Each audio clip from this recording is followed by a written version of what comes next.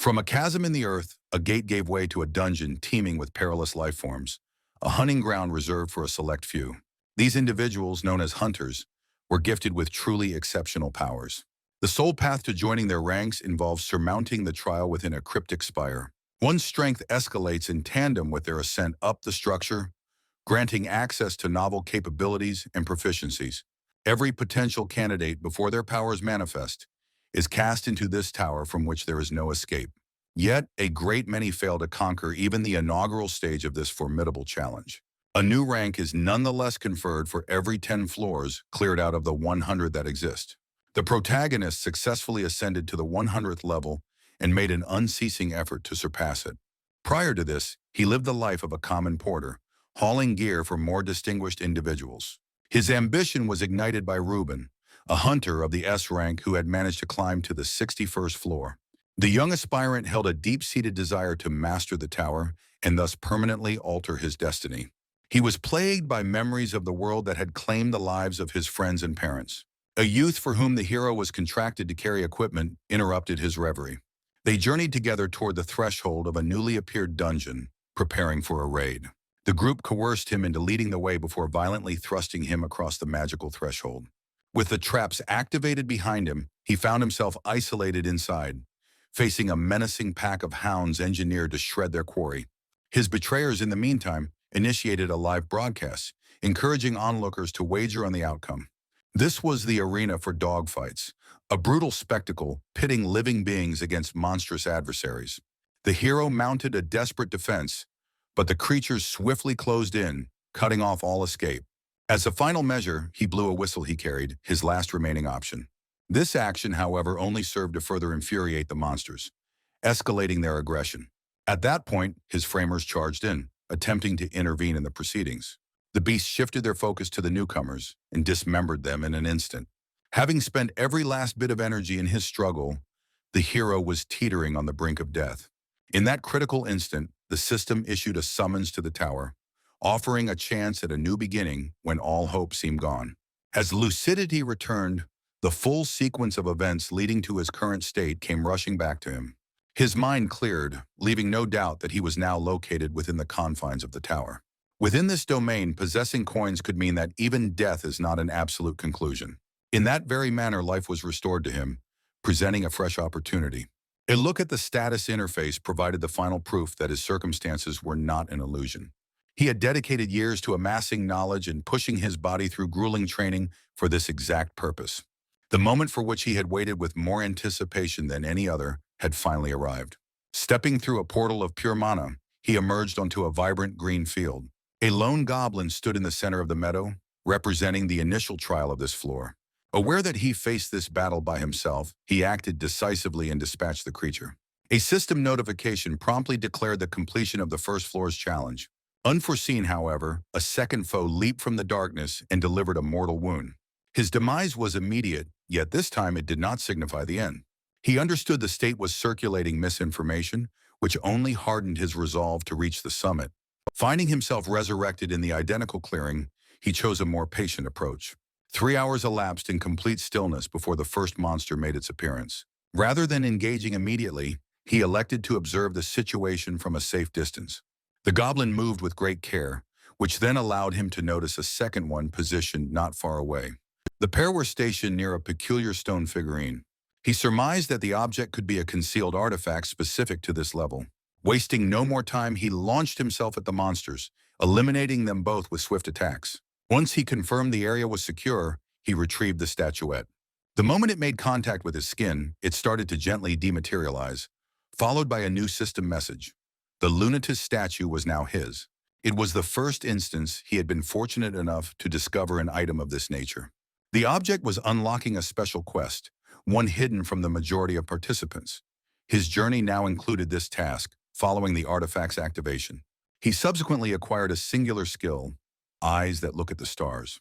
This was an ability of the highest caliber, capable of commanding respect from even the most hardened hunters.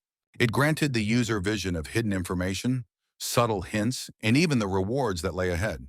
The acquisition left him astounded, as such an occurrence was exceptionally uncommon. On the third floor, the protagonist was confronted by a kobold brandishing a crossbow. Though injured in the encounter, he recovered quickly by consuming a healing potion. He located a tree nearby whose sap could mask his scent from the creature's senses. After coating his body, he concealed himself silently within the foliage. As the monster drew near, the hero launched a surprise assault and landed a killing strike. A system prompt recommended extracting a nail from the creature's ring finger for a stroke of luck. He collected his prize and proceeded onward, stepping into the interfloor portal. Sustenance, a place for rest, and entry into the internal community were available to him there. This took the form of a chat room where challengers could discuss their shared experiences. A majority of users there, however, refuted the presence of a second goblin on the initial floor. He then registered with the comical handle, Classy Plinces. He communicated in a cryptic fashion, careful not to reveal his identity and avoid unwanted notice. In spite of his caution, he was met with several messages that corroborated his claims. This experience solidified his determination to disclose only factual information about the tower. Confident in his course, he advanced to the subsequent level. The new area was thoroughly booby-trapped, with snares materializing from nothing. He narrowly avoided death when a mechanism abruptly triggered from beneath his feet. Heeding advice he found online, he extended his hands forward as a precaution. Yet after nearly having his hands maimed, he employed his special eyes to discern the layout of the traps. He could now navigate the hazardous path without making a single misstep. The challenges comprised elaborate snares, including a fiery spectacle and blades that shot up from the ground. His ocular ability, however, allowed the hero to traverse the entire course without receiving so much as a scratch. Following the taxing journey, he opted to take a break and eat. A glance at his performance metrics brought an undeniable smile to his face. The progress was satisfying. Concurrently, on the tower's 30th floor, Guild Manager Spencer was meticulously tracking the guild's coin reserves. When his younger brother stormed in, he presented new posts from the community that were causing a significant commotion. Spencer became enraged upon reading the message and demanded that the author be located immediately. At that very instant, the protagonist earned a new designation, the title of Conqueror. This new status conferred a bonus of 10 points to every one of his fundamental attributes. He revisited the chat to see the reactions to his post. Genuine expressions of gratitude, encouragement, and even awe could be found among the replies. Negativity was present as well, with some users dismissing his account and branding him a fraud. He nevertheless held fast to his principles and continued his ascent. He ultimately uncovered 3 artifacts, with each one bestowing a distinct and unique skill. A fresh challenge awaited him on the 4th floor, scaling a towering cliff face. His special vision highlighted a dark blue tree, prompting him to uproot it entirely, which he promptly did. Elated by surmounting another challenge, he accidentally dropped a stone he had found, one bearing an engraved name. His eyes informed him it was the signature of John, a sage who had climbed to the 92nd floor. This individual was famed for having engineered a genuine homunculus. The hero was left to contemplate the immense age of the tower itself. Lost in these reflections, he arrived at the 5th floor, where a fish warrior boss, specifically calibrated to his current power level, was waiting. The hero formulated a plan to utilize the skill boxes concealed somewhere on the level. Engaging his ocular ability, he sprinted to the initial pair of boxes and swiftly absorbed their power. With the basic skills now integrated, he was already making his way toward the next container. The enemy, however, closed the distance unexpectedly and seized him in a powerful grip. The boy acted instantly, plunging his knife directly into the monster's flesh. After he fell, he successfully activated the 3rd skill container. The fish warrior countered with an attack that sent the hero crashing into a cliffside. Shrapnel flew in every direction, but their resolve remained unshaken. After recovering, he deployed a firebomb, which incinerated the foe. Once the conflagration subsided, his victory in the battle was certain. For good measure, he obliterated the creature's remnants before the system officially registered his triumph. A diminutive creature, resembling a frog but pulsing with an odd energy, landed on his head.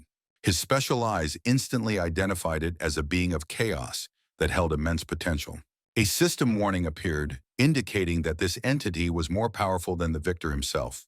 The message specified that a bond must be forged between them, warning of perilous outcomes should she reject him as her master.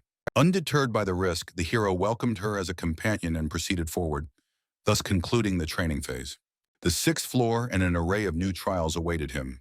He emerged in a designated safe area where aggression against others was expressly forbidden. The young man gave his frog the name Rick, a choice the creature seemed to dislike. Shortly after, he met a man offering a white pellet purported to have curative effects. His special eyes, however, detected a hidden enchantment, a spell designed to tamper with and partially alter memories. Left with no other apparent option, the hero consented to accept the pellet. Their conversation was cut short by the arrival of another challenger. In that moment, Rick snatched the pellet and consumed it, while the main character merely feigned eating his and departed. Upon reaching a guest house, he resolved to compose another message regarding the pellet and the floor's secrets. Following that, he consulted a guidebook to continue investigating his newfound abilities. Access to the tower's internal auction house soon became available. The selection was vast, but his special eyes were drawn to the yellow torso piece of Feline's armor. While the cost was questionable, his skill validated its value. It was a component of a legendary ensemble. The entire set once belonged to an individual who had reached the 99th floor. Assembling all the pieces would grant the power of that ancient warrior. The young man dedicated an hour to searching for the other equipment pieces. When his search proved fruitless, he opted to buy a sword, a helmet, and several practical potions. The system tallied 500 points and initiated the modification sequence immediately. His personal stats saw a dramatic increase, and a previously unknown ability was unlocked. All the artifacts he had gathered previously merged together, forming a top-tier container.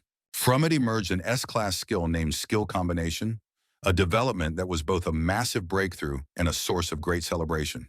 A notification materialized on his screen showing a count of 3 coins. In a flash, however, that number transformed into an infinity symbol. He understood that he now possessed the means to reach the very top, but only 2 exit strategies from the tower existed. The first option involved conquering it in its entirety, while the second required expending every last coin. The choice was clear, considering the boon he had just been granted. He came to the sobering realization that clearing 100 levels might consume the better part of a decade. This thought was deeply disheartening, yet halting his progress was not a viable option. In the main square outside, meanwhile, a rigorous inspection of every person emerging from the portal was underway. These measures were put in place by Adam, the floor manager, who bore the mark of a killer and was searching for a specific individual. The young man responsible for the inflammatory reports, including the 4th one that had sparked such rage, was brought before him. The manager, consumed by fury, physically assaulted his subordinate under suspicion of treachery. His suspicions centered on the person who had been posting the frank truth within the community forum. He subsequently issued a command to seal every portal on the current floor. His objective was to locate the individual capable of subverting the system. During this time, the traveler, having just completed his meal, overheard a discussion at a nearby table. The men were talking about the peculiar new restrictions and the abrupt sealing of the passageways. He then proceeded to the outskirts of the area to verify what he had heard. Initially, he opted to simply observe, until he became the witness to a massive explosion. On the opposite side of the level, panic and fury seized the crowd as people began to resist and demand answers. This continued until Adam's arrival caused everyone to instinctively retreat, but a flash of light drew his attention toward the explosion's epicenter. There he encountered the protagonist, who had been observing the unfolding drama and immediately prepared for a fight. A notification appeared on the screen. Upon winning, Elian would claim his opponent's skill as a reward. His adversary was skilled in kicking arts, punching techniques, and one other unidentified ability. He launched a signal flare high into the air, summoning reinforcements from his guild. A fierce battle erupted between them, with each combatant unleashing their unique skills. It was later revealed that the opponent's 3rd skill was a shield that had been downgraded in rank. The defensive barrier failed to absorb the impact and shattered under the power of a firebomb. The leader then activated a brooch and a bracelet, which provided a temporary boost to his stats. This enhancement was set to last for 10 minutes, making the confrontation significantly more perilous. The enemy mounted a renewed assault with his augmented power, but the attack did not unfold as he had intended. The main character had discreetly slipped Rick beneath his armor, and while pressed against Adam, triggered another firebomb. Shielded by the armor, Rick began to administer healing from within as the explosion raged around them. The synergy between the fiery blast and the restorative support proved to be the winning factor. Following his victory, he acquired a new ability and a skill book, in addition to claiming all the artifacts from his fallen foe. He moved on without pause, ascending to the tower's 7th level. On the new floor, his pet administered aid to the traveler, earning a serving of its preferred food in return. During this time, Jim regained consciousness and came to terms with his loss. His second-in-command approached him, at which point the senior member chose to step down from his role.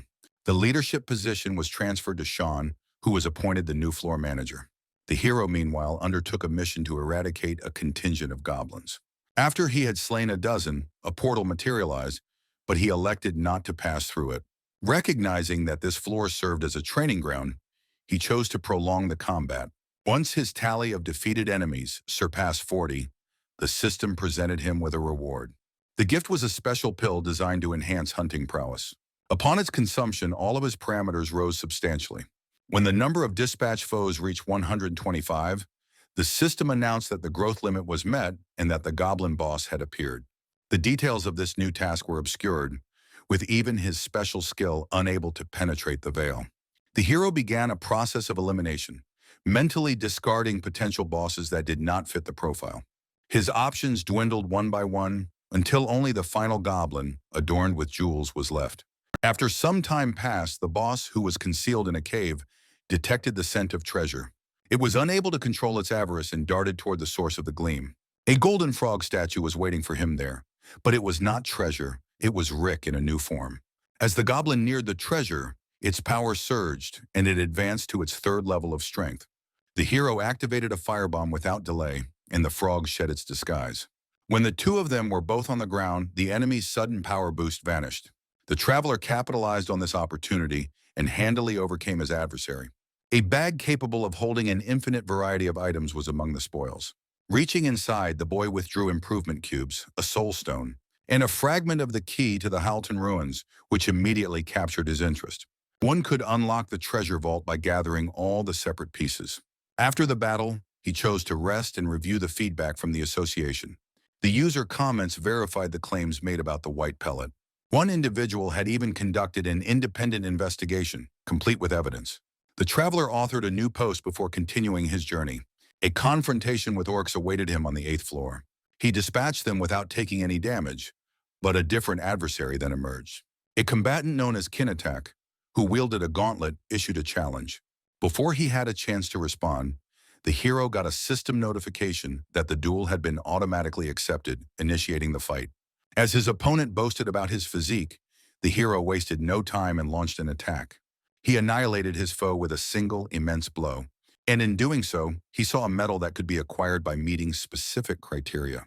Specifically, the task required the defeat of numerous orcs and their commanders. Immediately afterward, they started to materialize and toss gauntlets toward the hero. He employed his threat-generating skill and eliminated several of the challengers. His strength had been augmented by new enhancement cubes, allowing him to dispatch everyone with ease. Subsequently, the leader emerged, whom the hero presumed to be asleep. He activated a firebomb and struck the chair, yet the enemy remained motionless. The leader awoke and started performing squats, clarifying that he had not been sleeping. He had a passion for working out and was irritated that his session had been cut short. A confrontation ensued between them, leaving the hero with no choice but to evade the incoming strikes. The hero's initial landed blow validated his eye's insight that a near-fatal injury enhances the target's powers. Consequently, the hero began to fall back, but the leader pursued and closed the distance. At the very last second, he utilized a deceptive curtain ability, concealing himself around a corner. His special vision indicated that the weak point of this particular foe was its back. Rick served as a reminder of the potential to combine abilities, and the hero proceeded to activate this function. The leader located the hero and delivered a powerful blow, making it seem as though the hero had perished. The system, however, declared a successful fusion of abilities into a single skill that permitted rapid movement. The hero was now capable of instantly appearing behind the leader to drive his sword into the creature's back. He then triggered a firebomb, unleashing a cataclysmic attack that annihilated his foe. Vanquishing the leader brought the main character an immense sense of accomplishment. Upon his return to the arena, he claimed his prize, the second segment of the key to the ruins. He immediately joined it with the first piece after acquiring a clot from the leader, which contained the power of an orc. After a moment of contemplation, the hero consumed the clot, thereby assimilating the leader's strength and receiving enhanced stats. The odor was unbearable for Rick, prompting the hero to go take a shower. Once clean, he inspected an alarm he had previously set and kindled a fire within a pre-dug pit.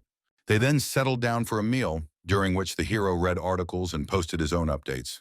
It was through this that he discovered Jim had stepped down from his role and ascended to the upper floors. Jim, in the meantime, had vanquished 100 orcs on the 7th floor and acquired a starter kit.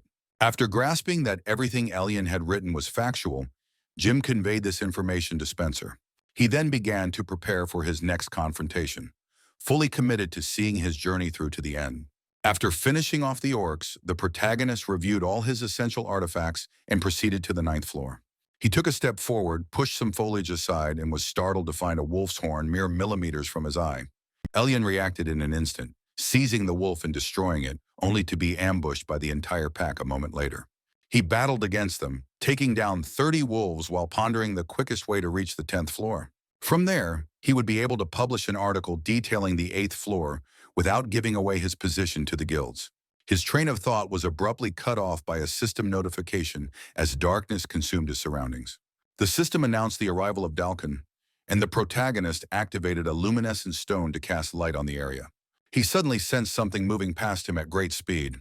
Gripped by fear, he could only speculate on what the entity might be. When the monster manifested behind him, Elian's attack passed through it harmlessly. It simply phased through the hero, inflicting no pain whatsoever. A system message then clarified that these were abtectors, spectral beings that siphon a portion of one's abilities and strength. The main character had no alternative but to flee as the abtectors relentlessly attacked, draining his magical reserves. They eventually cornered Rick, who managed to destroy several of them with a blast of acid. The hero used the key, which held a fragment of sacred power, and succeeded in vanquishing several abtectors. After a period of struggle, the abtectors were eliminated, and the night finally gave way to dawn. A horned wolf suddenly materialized before him, which he initially embraced before strangling it. He resumed the fight, eliminating another 30 adversaries just as night began to descend again. The main character, however, was prepared for this eventuality. Using artifacts he had previously crafted, he fashioned weapons from sacred power and began to annihilate the abtectors. Their numbers dwindled with every strike he landed until he had defeated a total of 100. He crouched down, started a fire, and accessed the association's forum to review the latest comments. Upon reading the feedback, he resolved to compose a new article. At that moment, he got a friend request from an unknown user named Todd. The protagonist identified this new contact as one of the commentators who had been supportive of his posts. After checking the review, he saw his status had improved, granting him a new statistic: luck. Placing his faith in this new attribute, he accepted the request, and Todd began to recount his story. It was revealed that Todd's deceased brother had been a novelist within the Grand Guild. Novelesses are individuals specially cultivated by guilds to serve as their primary combatants. Garan stood as the most prominent guild, widely recognized for its power and influence. Todd revealed a strategy for reaching the 13th floor, which his brother had previously detailed in posts. To prove the authenticity of his information, Todd sent an artifact as evidence. The hero devised a plan to mislead the guilds by publishing a post containing false information about the 13th floor. He then initiated preparations for skill combination by activating a series of skill boxes. The initial skill boxes yielded no results, but his luck stat kicked in, granting him new skills. Monoblast and Love Shot were the new abilities he acquired, and he immediately fused them. He proceeded to eliminate another 30 horned wolves, and then decided to trigger the 7th night by summoning Dalkin. The monster finally manifested after several attempts, and the hero braced himself for a grueling battle. He utilized night vision to accurately aim his firebomb. The blast, however, inflicted no harm on the creature, prompting the hero to try using his power-up cubes. When that also proved ineffective, he commanded Rick to spray acid. The acid produced a noticeable effect, leading the hero to deploy a handcrafted scepter imbued with holy power. The confrontation raged on until Dalkin shattered the scepter's handle and launched an attack. The hero leaped up, swiftly grabbing his companion, who then began to fire acid at their foe. Following this, the hero triggered several of his skills and instantly closed the distance to his opponent. All his activated skills began to function in concert, delivering a barrage of devastating strikes. The hero launched a succession of firebombs until he was compelled to merge all his skills. He subsequently formulated a new powerful attack and used it to destroy his enemy, Dalkin. He then rose, channeling all his remaining energy, and underwent a transformation into a dragon. After tossing his companion aside, he activated a unique explosive whistle and a misty acceleration skill. The hero managed to defeat his opponent despite the immense challenges and then lost consciousness. Upon waking, he found his weakened companion attempting to provide aid. His victory earned him a new prize, the third fragment of the key, which fused with the other two parts. He was also awarded a first scarf and a new title that unlocked additional possibilities. On the 30th floor, Louise and Tom, members of different guilds, received crucial intelligence regarding the hero. They resolved to locate a fan of the hero who went by the alias Bald Head. After arriving on the 10th floor, which was bustling with NPCs, the hero took a few steps forward. An NPC named Lilka suddenly noticed him and presented him with a quest. This particular quest, however, came with a unique condition. It could not be declined. Quests were sorted into three categories: those impossible to finish, those offering no escape, and those with steep penalties. Lilka stated with certainty that the quest was non-negotiable, leaving flight as the sole alternative. She caught up to him with ease, however, prompting the hero to voice his annoyance directly to her. Aware of all the potential consequences, he attempted to refuse what seemed to be a simple material delivery mission. But upon spotting Rick, Lilka offered him a set of incredible S-level artifacts instead. The hero declined the artifacts as well, his intention being to continue nurturing his pet's growth. Lilka eventually chose to depart, leaving him to his own devices. After securing lodging at a guest house, the hero pursued a quest that held greater appeal for him. This was an event hosted at the Kildoris Hall Arena, where hunters battled for an extravagant reward. He donned a mask to conceal his face and approached the owner to register for the event. He found the owner asleep and proceeded to wake him. Kildoris reacted with startling hostility, lunging at the hero without offering any reason. The hero, finding himself in the arena, was initially taken aback by the owner's unprompted aggression. After mistaking the main character for a monster, he attacked, but calmed down upon recognizing his error. He apologized profusely and recommended that the hero register for the competition under the name Demon's Eye. Furthermore, he vowed to increase the prize money for first place, which gave the hero pause. Uncertain of his ability to secure the top spot, he saw an opportunity to leverage the situation. He made a threat to report the incident of an NPC assaulting a person without provocation. The arena owner responded by sealing the space and granting him direct entry into the competition, bypassing the preliminaries. Having accepted the terms, the hero learned that the finals would feature an uneven number of contestants. The one participant left without a match would be declared a victor by default, and he was designated for that role. The hero accepted without hesitation and then made his way to the market to acquire new abilities. He purchased some food and a dagger, then observed a mob beating a thief who had tried to steal artifacts.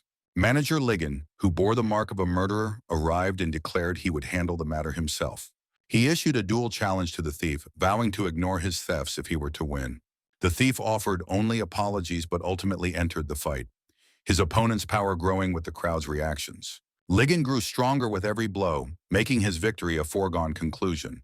The hero observed this, thinking that Ligon would be simple to defeat without the interference of onlookers. He continued on his way but paused when he noticed his luck stat reacting to a particular chest. In the potion shop, the proprietor displayed a variety of concoctions, which included poisons. The chest held flawed potions that could prove fatal, but they were exactly what Rick required. The hero purchased the entire stock and placed them in his bag before heading back to his room. He abruptly sensed the salesman trailing him and quickly altered his course.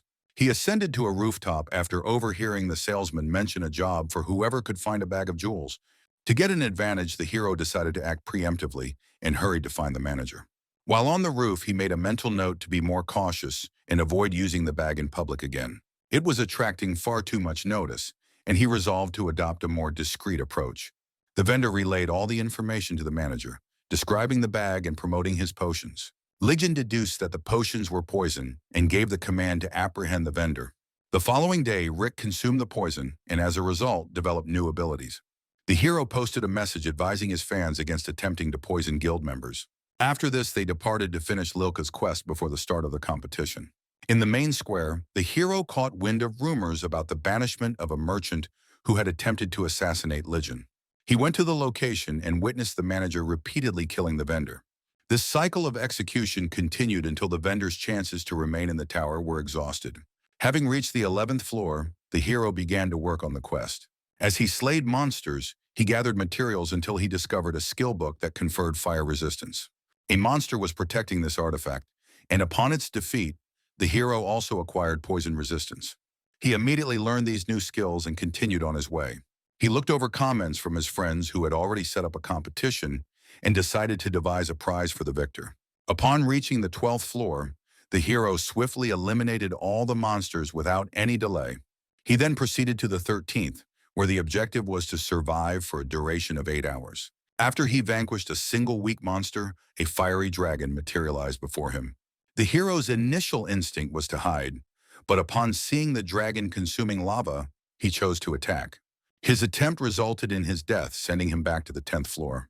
He decided to try again, utilizing his full arsenal of artifacts. However, his sword shattered during the attempt, leading to another death and prompting a search for a new weapon. Upon returning to the arena, the hero accepted an offer to temporarily trade Rick for a set of powerful artifacts. The hero requested a sword from Lilka in exchange for his companion, justifying it by stating that she offers this quest to everyone. Nobody had ever completed it, and she hadn't fulfilled a single order in a decade. This history of failure had damaged her credibility, making it advantageous for her to help him succeed. She consented to lend him the sword for 1 week, the duration of the quest, while Rick would remain with her. If the hero could successfully finish the mission, she would return both Rick and the sword to him. Kildoris provided him with several artifacts, one of which was a skill book. Once on the 13th floor, the hero was aware of a single vulnerable scale on the dragon. His plan was to extract it while the dragon was occupied with drinking lava. The hero lodged his sword near the scale, but the dragon flung him away. Then as the hero attempted to leap onto it again using a leverage technique, the dragon sidestepped and appeared directly in front of him. After a lengthy retreat, the hero stopped and activated an artificial knight infused with obtectors. He made an attempt to pull out the scale, but his sword slipped, forcing him to continue the effort with his bare hands. He eventually succeeded in tearing the scale free, but died in the process of completing the quest. Finding himself back on the 10th floor, he observed that spectators had already filled the arena. Half of the audience was composed of members from various guilds. The organizer announced the start of the competition as the hero made his way toward the waiting area. He mistakenly found himself walking directly into the arena itself. The declaration of 15 contestants sparked outrage from the audience, who deemed it unfair. In response, the organizer devised a penalty for the participant who had bypassed the selection process. He confiscated one skill, a minor penalty considering most people had only 3 or 4. The main character possessed a great many more, making this the most lenient punishment possible for him. When presenting the skill for removal, the organizer only displayed its rank, but the hero recognized it as night vision. He was quite pleased with this outcome, and soon after, the first round of the tournament commenced. The first contestant announced was Yoon, the future manager of the arena. His challenger was an unknown fighter whose requested prize was a dinner with the princess. The hero checked the community and discovered that your bald head had ascended to the 10th floor. The competition in the arena served as confirmation, and audience members started to recognize the user. The hero's mask was drawing attention, and he received a compliment on his fashion choice. Your bald head initiated the fight abruptly and defeated Yoon with a single strike.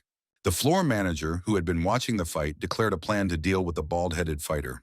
He intended to eliminate this combatant after the tournament, but his deputy delivered some unwelcome news. Most of the guilds had issued orders against killing the bald-headed man, as they wished to recruit him. The bald-headed fighter proceeded to dominate his group and secure first place. The hero was later introduced as the Eye of the Devil, with Jim announced as his opponent. The protagonist opted against using his firebomb to avoid revealing his true identity. The match began, with the hero moving with great speed and leaving hidden traps with each movement. He excavated a pit behind Jim, who subsequently fell into it. Just as the main character was about to defeat his opponent, Jim unleashed bursts of mana. This tactic impeded the hero's ability to move, after which Jim deployed smoke bombs. They were obscured from the audience's view when Jim suddenly tore the mask from the hero's face. Jim recognized him the moment his helmet activated. Although not entirely certain if this was classy punk, he was under orders to find out. Jim declared that he would ascend the tower to confirm the authenticity of this individual's posts. He pledged his assistance if everything proved to be true. The hero pulled his mask back into place, and the battle resumed. This time, he created an even larger pit and activated a firebomb. The hero defeated Jim, and Kildoris declared a brief intermission. The main character, however, insisted on continuing the battle immediately. His next challenger consented and was defeated just a second after the match started. The hero hurled a stone at his opponent's face as the bald-headed man watched the fight. He aimed to win first place, intending to dedicate the victory to classy Plint Siva, whom he believed to be a woman. Upon opening the community forum, he discovered numerous invitations from guilds. An additional message was from his beloved. The classy Plinus had been unable to witness the fight, but she pledged a future meeting contingent upon his victory. Kildoros detailed the rewards for the finalists just before the ultimate battle commenced. For the third-place finisher, there would be 1,000 points in entry to the training arena. The runner-up was promised 3,000 points and a B-level designation. First place would earn a trophy, 5,000 points, a skill book, and the privilege of summoning Kildoros once. A frenzy took hold of the guild members, who were determined to claim the prizes regardless of the winner. The final match started, pitting the hero against the bald-headed fighter. Both combatants unleashed their full range of skills, with the hero delivering a firebomb as his finishing move. Yet to the astonishment of all, the bald-headed man stood firm and unscathed even after the massive detonation. They exchanged blow after blow, yet neither would fall, each persisting in the fight. The protagonist sought an upper hand by manipulating water and creating pitfalls in the terrain. The bald-headed fighter, however, deployed his signature move, a devastating strike that amplified its force tenfold. The hero was forced to his knees with defeat appearing imminent. Abruptly, however, he triggered his unique revenge ability. This development terrified the onlookers, who began to flee until Kildoros erected a protective barrier. Once the colossal explosion subsided and the dense fog cleared, a single victor remained: the hero. The hero's gaze immediately snapped to the manager's seating area, sensing something amiss. The bald-headed man was later transported to a room where he eventually awoke. Upon regaining consciousness, he was imbued with the breath of a green dragon. This gift enhanced his stats and granted him immunity to poison. He reported his defeat to the clerk before exiting the chamber.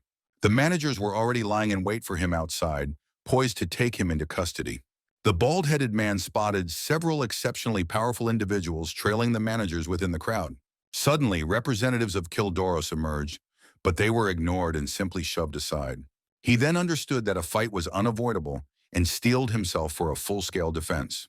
The mob advanced on him, compelling him to take immediate action.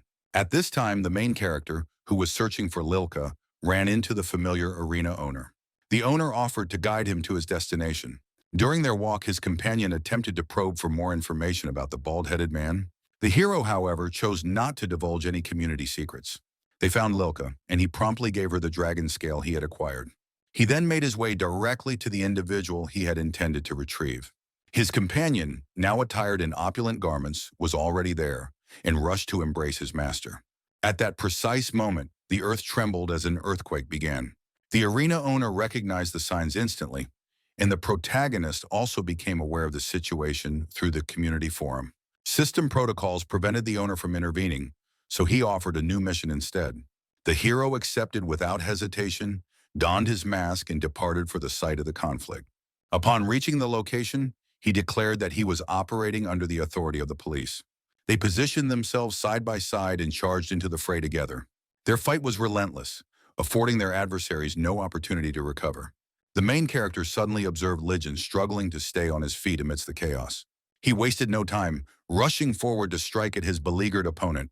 In that instant, Rick ejected a stream of poison, which forced the enemy to discard his armor. This move exposed a vulnerability, and the hero swiftly landed the finishing blow. Glancing back, he saw his friend lying motionless on the ground as the crowd viciously beat him, preventing any recovery. Ignoring his own exhaustion, the hero dashed to his aid without a second thought. Suddenly, threads of mana cascaded from the sky, enveloping them. A recognizable figure appeared on a rooftop, tossing smoke bombs. This diversion provided them the cover of fog needed to make their escape. They successfully made it to the arena, where the familiar owner was waiting for them. The injured party was placed inside a specialized capsule for recovery. The main character, meanwhile, decided it was time to get some answers. He was curious about the system's focus on interactions with non-player characters. It was clarified for him that the majority of people view them as mere objects without life.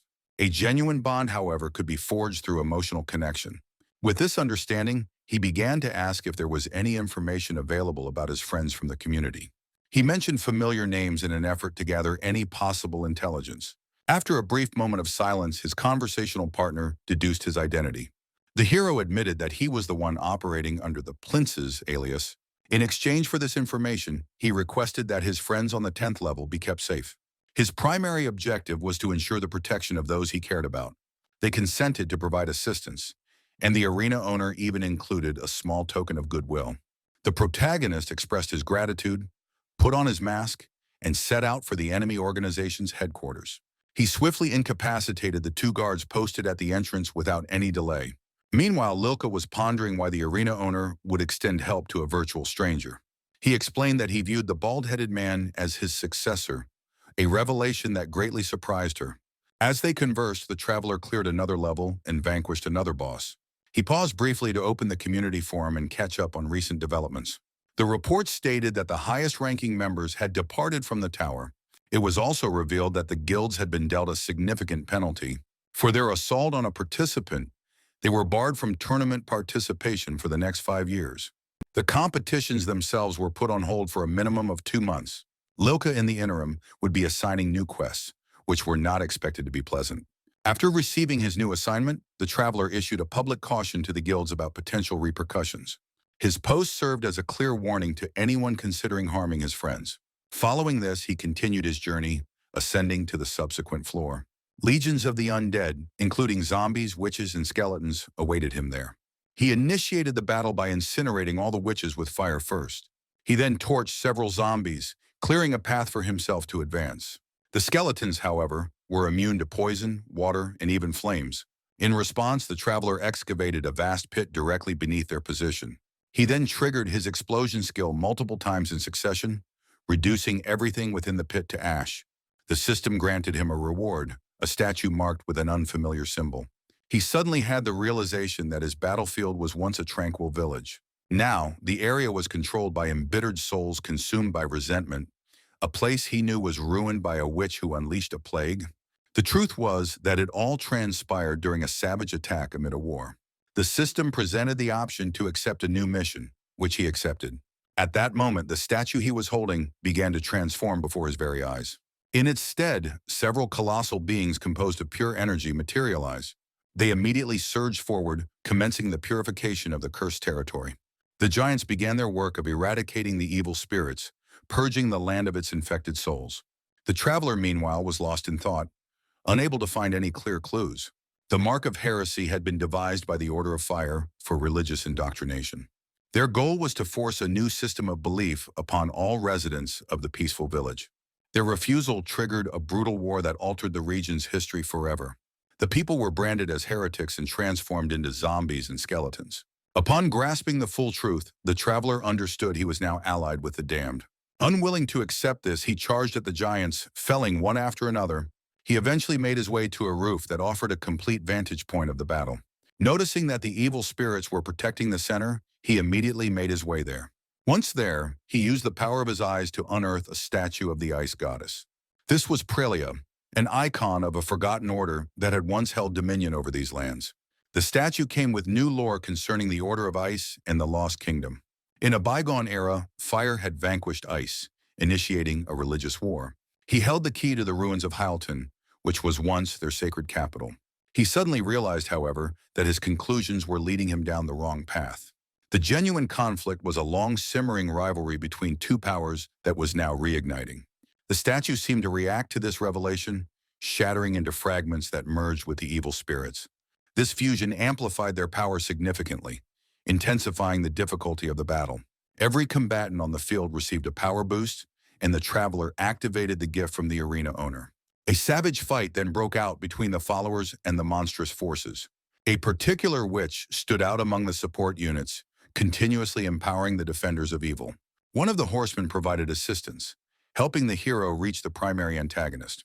He attempted to land a finishing blow, but the dark giant was regenerating with incredible speed.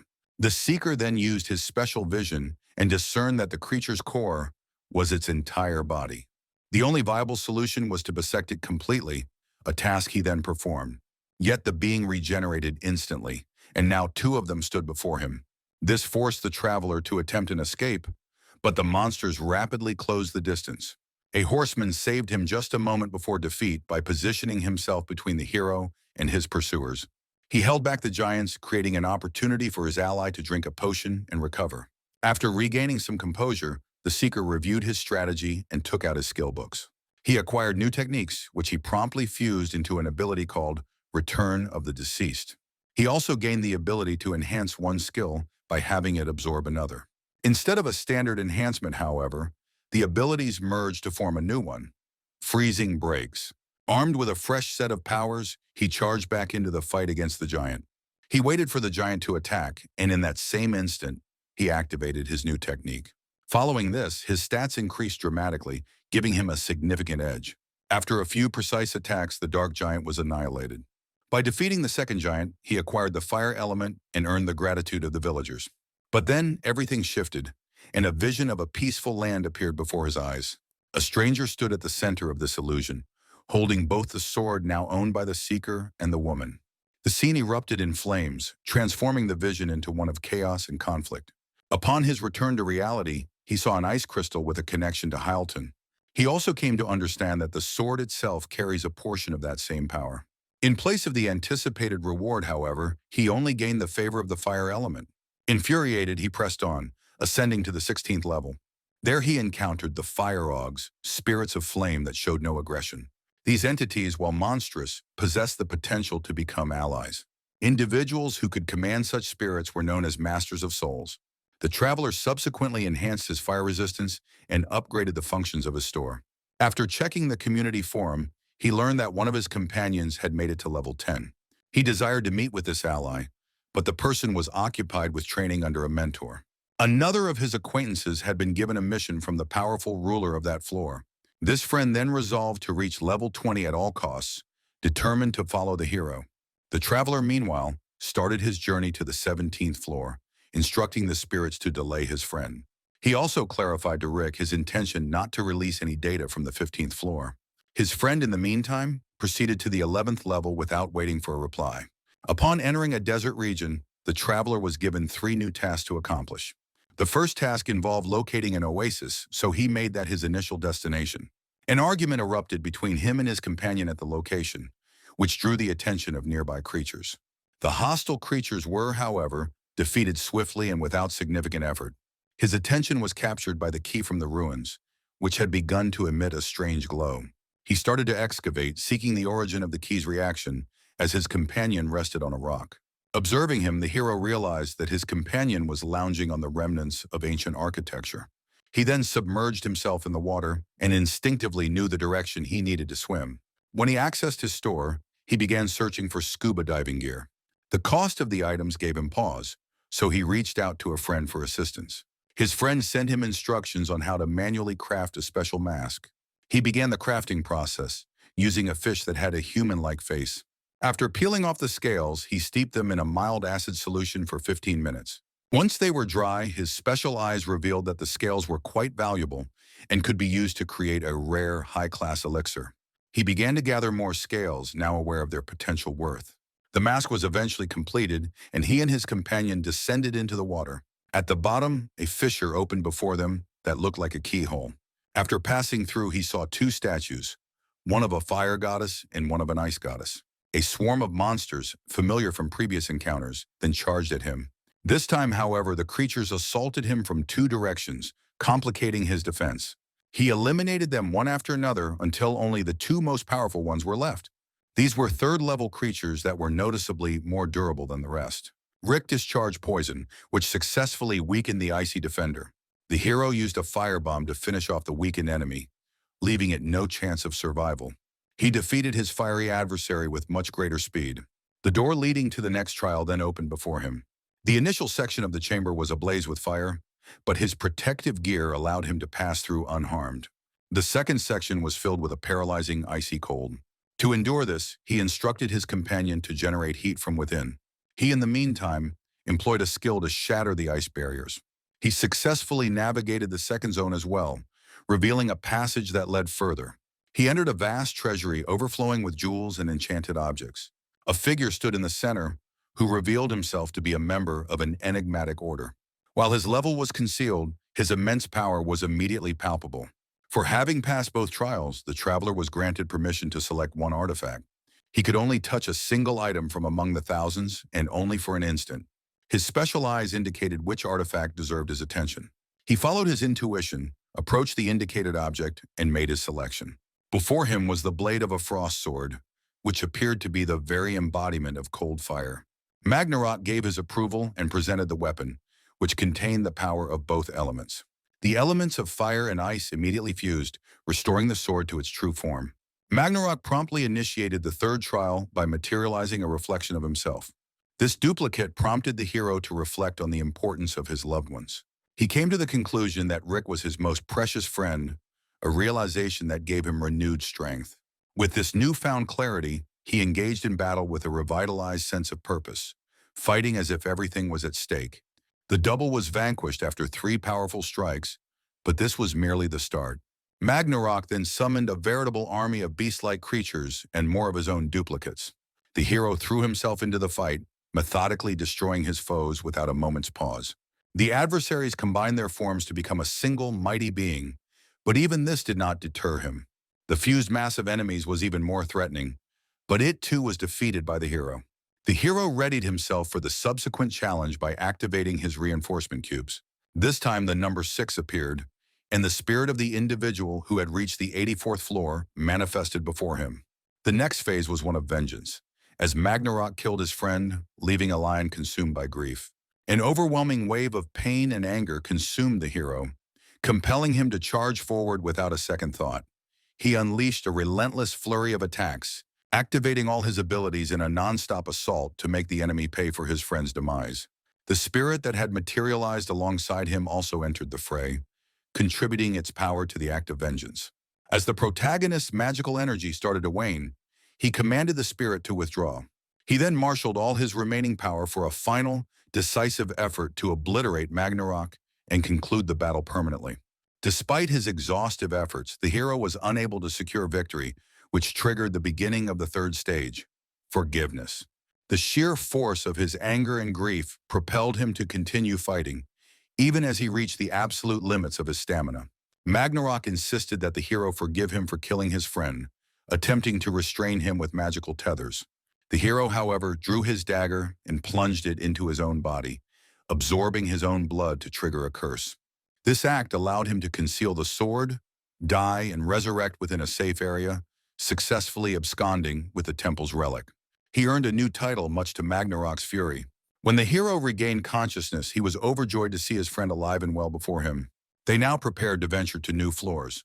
Although the sword was temporarily unusable, he still possessed his dagger. His most significant gain, however, was the new title of Relic Robber, which provided a means to augment his power. This implied that every relic he stole would bolster his sacred power, leading him to devise a plan to mentally break Ragnarok. The Order's representative sensed an immense magical aura from the individual who had already cleared 2 chambers. He was hopeful that this person would become a steadfast pillar of support for the Order in the times to come. A hero poised for combat appeared before him as the door swung open. He seized the relic and used his dagger to orchestrate his own death, allowing him to be reborn and continue the conflict. For the 7th time, he was already formulating a plan to take yet another relic without pause. Ragnarok was seething with rage and focused all his efforts on annihilating his opponent. Nevertheless, the hero endured every assault encountered with threats of his inevitable return. The hero vowed to keep coming back until he received an apology for the murder of his friend. Compelled to safeguard the relics, Ragnarok ultimately relented, bowing his head and begging for forgiveness. The hero and his companion then claimed their compensation, a crown, before Rick doused their adversary with acid. They both perished immediately after, having successfully accomplished their objective. Due to the theft of the crown, a representative of the Order barred the hero from the ruins, causing the key to vanish. In its place, one of the participants presented Elian with a parchment containing instructions for crafting a mask. The hero took the parchment and, with 36,000 points in his account, purchased coupons to raise his level. He fused them to acquire new skills and then broadcasted the news to the community. The information spread like wildfire, particularly the hero's recommendation of skills like camera use and photo sharing. He also made a public promise to grant 2 skills to a specific commentator, bypassing the guilds. Tom and Louise caught wind of this gossip and went to Spencer to voice their apprehension. The leaders of the guilds had given orders not to pursue the hero, hoping to open negotiations with him instead. Tom and Louise, however, rejected this command and chose to align themselves with Spencer, who had formulated a plan. Meanwhile, the hero was inundated with offers from individuals on higher floors looking to purchase skills. Later, while browsing his friend's posts, Elian discovered that one of them had reached the 20th floor. With only one floor separating them, he decided he needed to pick up the pace. Upon his arrival at the 19th floor, he could sense the boss waiting behind the door. After consuming an elixir, he pushed the door open to find a scene of fiery devastation. Before he could even process his surroundings, a stranger appeared and gestured for him to sit at a table laden with food.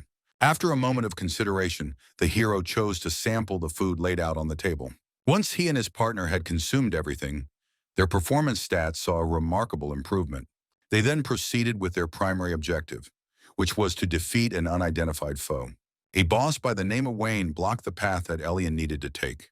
A reward was promised for their victory, so they engaged in battle without delay. The hero could not simply retreat without a confrontation, leaving him no choice but to enter the fight. He delivered strike after strike, employing every skill in his possession. In the course of the battle, he managed to maneuver past Wayne and was on the verge of reaching his objective. Wayne suddenly broke free from the grip of crabs and objectors, landing a powerful strike. The hero held his position, and while delivering a forceful blow of his own, inadvertently completed his goal. He acquired the Seal of Fire, assimilated it, and enhanced his fire-related abilities. He also earned the approval of the Order of Fire, which granted him permission to use their relics.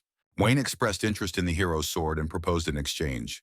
He offered a helmet, a piece of a set the hero already partially owned. The hero accepted the deal and proceeded to the 20th floor. Meanwhile, Lilka emerged from behind a corner and started to mend the shield the hero had shattered. She reforged it into a fire protector shield, an item that offered substantial advantages. Equipped with his new gear, Wayne stepped through the portal while uttering the name of a mysterious girl. Elian noticed a smaller population of people upon reaching the 20th floor. While he was searching for Lilka, she found him first. She then pulled him towards someone and pleaded for his help, which put him on edge. Their destination, however, was a kiosk, where Lilka simply asked him to buy her something. This seemingly simple request caused the hero considerable embarrassment. The hero discovered that Lilka owed Bella for a meal. He decided that the debt must be settled before she would be allowed to pet Rick. It was then revealed that Rick was female, a fact that caught the main character by surprise. He pulled Lilka into an alley and began inquiring about other pieces of armor, suggesting a beneficial trade. Lilka consented but confessed that she did not possess any armor pieces herself. She did, however, promise to give him information about the NPC who did have them. As compensation for Lilka's pestering, the hero decided to take Rick for a swim. After equipping the helmet, he found out that the armor possessed self-repair capabilities and that its stats increased significantly. Deeply impressed, he immediately accessed the community forum, where he saw a reminder about an upcoming competition. The competition's main objective was defense, with the floor sectioned into zones from which participants had to choose one. Teams were required to work together to eliminate monsters. To enter the event, one needed to speak with an NPC, so the hero made his way to Bella. She explained that the majority of participants selected other zones due to their abundance of defensible structures. Their particular zone had only a single building, resulting in consistent and heavy losses. When a participant is killed, their points are distributed among their team, leading some to orchestrate such events. The hero mulled over her words, realizing that a person defending a zone alone would claim all the rewards. He resolved to be that lone defender, motivated by personal gain while maintaining the appearance of a hero. At that same time, 4 unknown men were engaged in a game of chess in a different zone. They eventually took notice of an unfamiliar person who had been constructing barricades for several days. They offered him some pointers, but it was already too late. This individual was none other than Lick My Top. His construction was complete, and the competition was just about to start. The hero, upon entering his zone, noted the presence of 30 other participants. He activated his special eyes to scan the information of the participants, but did not find Lisna Moy Makivku. He did, however, identify several noteworthy competitors, including a man named Pakunsek. Pakunsek put on a display, reviving a goblin only to incinerate it moments later. This act inspired other participants to do the same. The main character, however, opted to follow his own course of action. He donned a mask and entered the competition under the name Devil's Eye. When the official roster was announced, the hero discovered that Lisni Moy Makivku had also chosen the same district. And with that, the first wave of monsters began its assault. The hero's team members immediately prepared for retreat, but he charged into the fight, inspiring the others to follow. The first wave concluded, and the second wave commenced immediately after. The hero took note of several other participants, Sabina was rapidly producing robots that engaged the monsters in combat. Lisan eliminated his foes so swiftly that they were dead before they could even react. Pakunsek, meanwhile, was instructing other participants on how to accumulate points for no effort. He would consume the monsters that others had already destroyed, thus gaining points for their demise. Elian brought the second wave to a close by destroying the final monster. When he checked the rankings, he saw he was in second place, with Lick My Top holding the top spot. At that moment, Listening My Top was busy fending off the third wave, eliminating all the airborne monsters. He then transitioned to the ground forces and was the first to clear the wave. Upon checking the rankings, however, he was shocked to see he had dropped to second place, with Elian now in first. The hero, meanwhile, was engaged with the fifth wave, battling level 3 monsters and racking up points. He was fighting with everything he had when he saw that Lisan and Sabina were barely able to stand. His attention then shifted to Pakunsek, who was actively undermining the perfect synergy of their strategy. The plan involved the hero engaging the front line, while Lisan and Sabina eliminated the remaining enemies from the rear. Pakunsek, however, had positioned himself behind them, attempting to kill Lisan and Sabina to steal their points. The hero appeared next to Sabina in an instant, grabbing her and destroying the attacking monsters. He then rushed over to Lisan and saved him as well. Pakunsek and several other participants then approached him, asking for his help. The hero aided them by creating a holy shield to protect the group. He forcefully pushed Pakunsek away, denying him entry to the shield, which led to his death at the hands of the monsters. The hero then turned toward the enemy horde as Sabina and Lisan felt the shockwave of an explosion. After the blast, the dome vanished, and the hero emerged from the fog, declaring their victory. They were the first team to defeat all the monsters. Following their triumph, the other participants thanked the hero, and Lisan and Sabina formally introduced themselves. They mentioned a recently established fan club, led by Todd, where they shared information. The hero learned he was ranked second and decided to tear down the barriers surrounding his area. He grabbed his sword and ventured into the other zones. Meanwhile, the bald-headed individual who had ranked first was unable to savor the victory, as the leaderboard had updated. This person removed their helmet, revealing herself to be a girl named Lily. It was revealed that she is a gold medalist in volleyball, with a strong aversion to losing. After the competition concluded, the barrier fell, and Lily found herself face-to-face with a crowd of guild members. They requested to speak with the classy princess, offering gifts as an incentive. The hero, in the meantime, was dining with Lilka at Bella's and inquired about the parchment fragment he had received. Bella recalled that a similar artifact was stored in the warehouse. After examining the parchment, Lilka concluded that it was likely a trigger artifact. This classification suggested a connection to a quest or ruins, hinting that it could be a key to something significant. The hero grew curious about how NPCs acquire the artifacts they offer as quest rewards. Lilka explained that they either purchase them through the system, trade with other merchants, or find them through their own efforts. She also mentioned her willingness to share the specifics of system purchases for a fee of 50,000 points. Given their level of trust, however, she could have disclosed this for a lower price. Elian thanked her with a gentle pat, which caused Lilka to feel a bit flustered. Bella appeared at that exact moment and also made a comment about the interaction. Lilka became angry, splashed Elian with water, and fled, while Bella explained the context. She clarified that every NPC has a specific role they must adhere to, which is why Lilka felt ashamed. Bella then presented him with a second piece of parchment, which was a map to treasures concealed on the 28th floor. Elian expressed his thanks, promoted Bella's stall in the community, and then made his way to the 21st floor. There he defeated monsters, acquired a skill book for cold resistance, and received a victory reward. After obtaining a skill improvement ticket, he used it to enhance his luck stat. It didn't take long for his luck to pay off, as he discovered something of value buried in the ground. Elian excavated the area and unearthed the third map fragment before moving on to the 22nd floor. He submerged himself in icy water to raise his cold resistance level. Following this, he invested 52,000 points into enhancing his skills. Rick, meanwhile, announced that she was hungry, so Elian allowed her to pick out their lunch. While she was making her choice, he was busy buying the necessary ingredients for an elixir. He later negotiated a deal with Todd for a skill book on potion making. In return, he offered a brooch of seething power and 5,000 points to fund a fan club dinner. Elian was pleased with the transaction, as it left him with a balance of 45,000 points.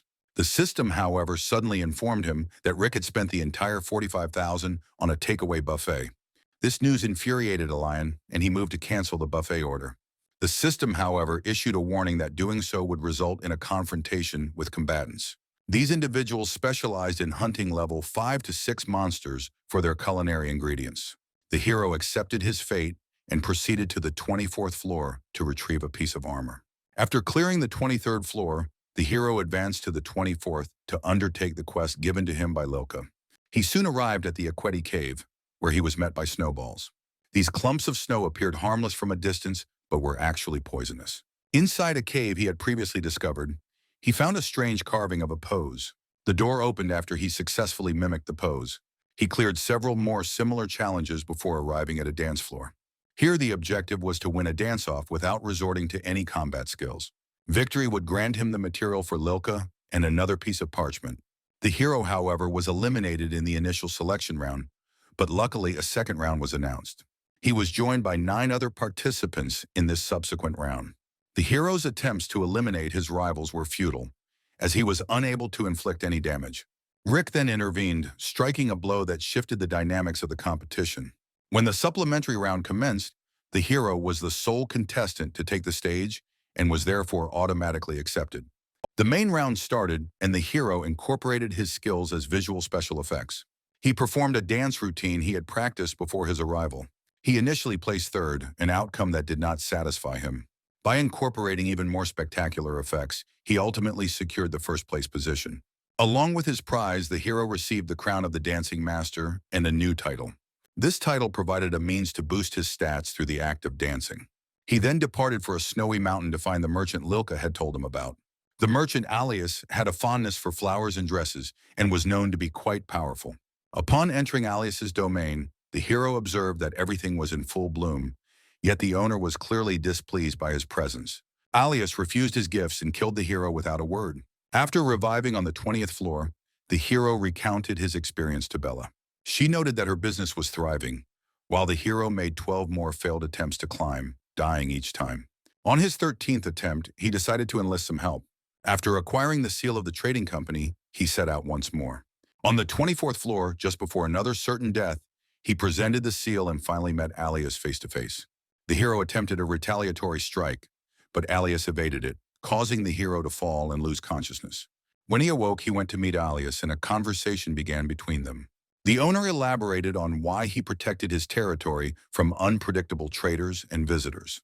Alias later revealed a piece of armor, the right hand, which was the item the hero had come for. To obtain this piece, however, Alias challenged the hero to a duel.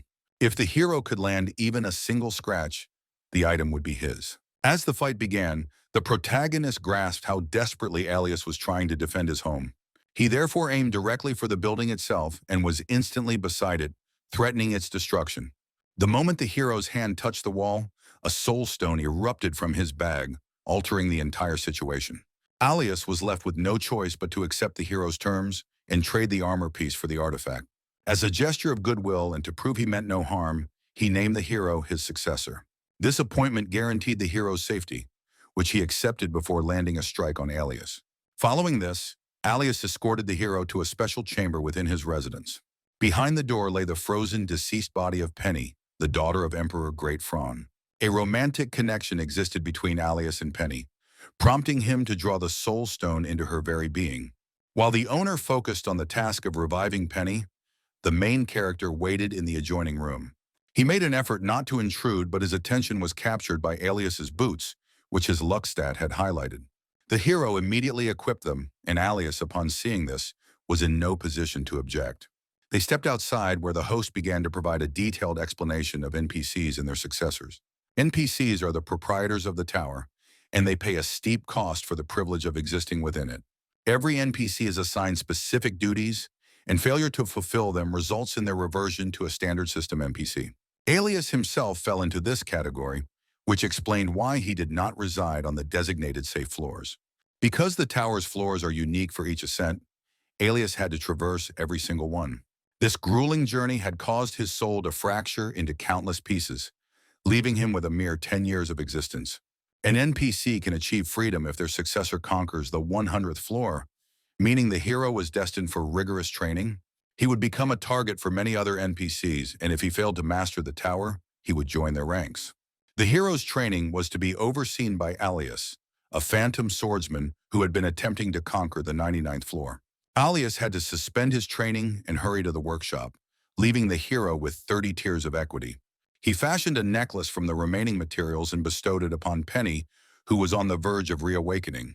They proceeded toward her, and as the crystal encasing her shattered, Penny returned to life. She clarified that Great Front was a golden empire that predated the appearance of the tower. Chaos erupted within the empire following that event, and Alias, failing to clear the 99th floor, returned there.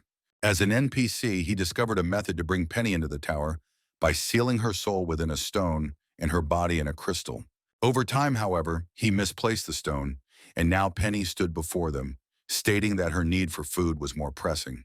At this point, the hero chose to step in, leading them to the courtyard to reveal a surprise from Alias. A takeaway buffet was set up before them, prepared to cater to all their culinary desires. As they began to eat, the main character observed that the owner's health was deteriorating. This was due to the accelerated decay of his self-awareness, compelling the hero to take action. Elian requested the gem from Alias and inscribed Meow Punch upon it.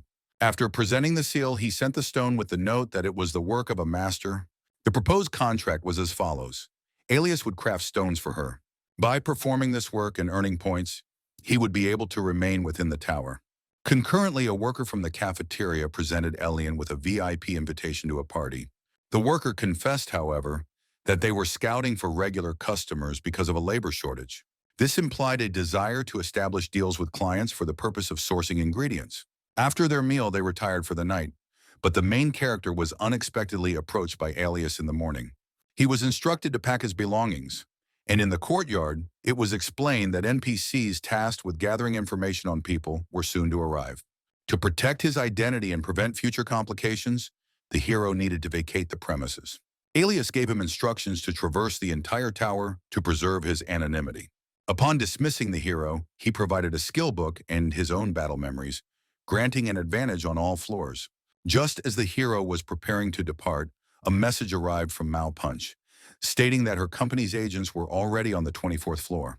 Elian was once again forced to meet the requirements for opening a portal.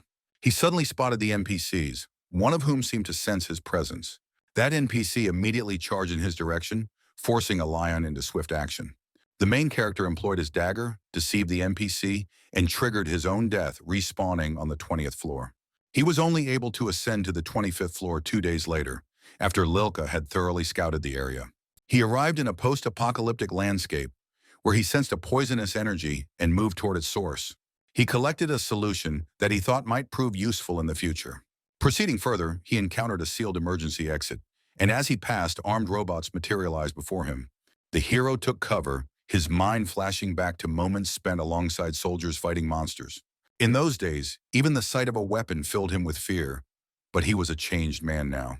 He destroyed the robots without a moment's hesitation and successfully unlocked the portal, completing the task. He then collected the weapons, intending to craft gear for those who were just beginning their journey in the tower. He contacted Todd and, in return, received 3 skill books that would aid him in creating potions and armaments. Once his preparations were complete, he started toward the portal but was inexplicably drawn to a door behind him. He located a ventilation shaft and instructed Rick to climb up, just as his luck drew his attention to a side door. Rick activated a lever that opened the door, and the two of them proceeded inside. Elian discovered enormous capsules, a sight that sparked new questions within him. The capsules held the inhabitants of the fallen village, who had encased themselves in specialized machinery. Their goal had been to return to the world of light, but a system malfunction resulted in the death of everyone. Elian, contemplating what he had witnessed, continued to the 26th floor, where he easily defeated the resident monster. He then posted an update on his progress and learned of the arrival of a new wave of challengers. He also got a notification that the weapons for the newcomers were ready and requested Todd to dispatch the artifacts. The delivery was intended for Jim, a member of a rival guild. Meanwhile, on the 30th floor, Spencer, Tom, and Louise were commanded to ascend to the 40th floor. Their strategic discussion was cut short by an assistant bearing news.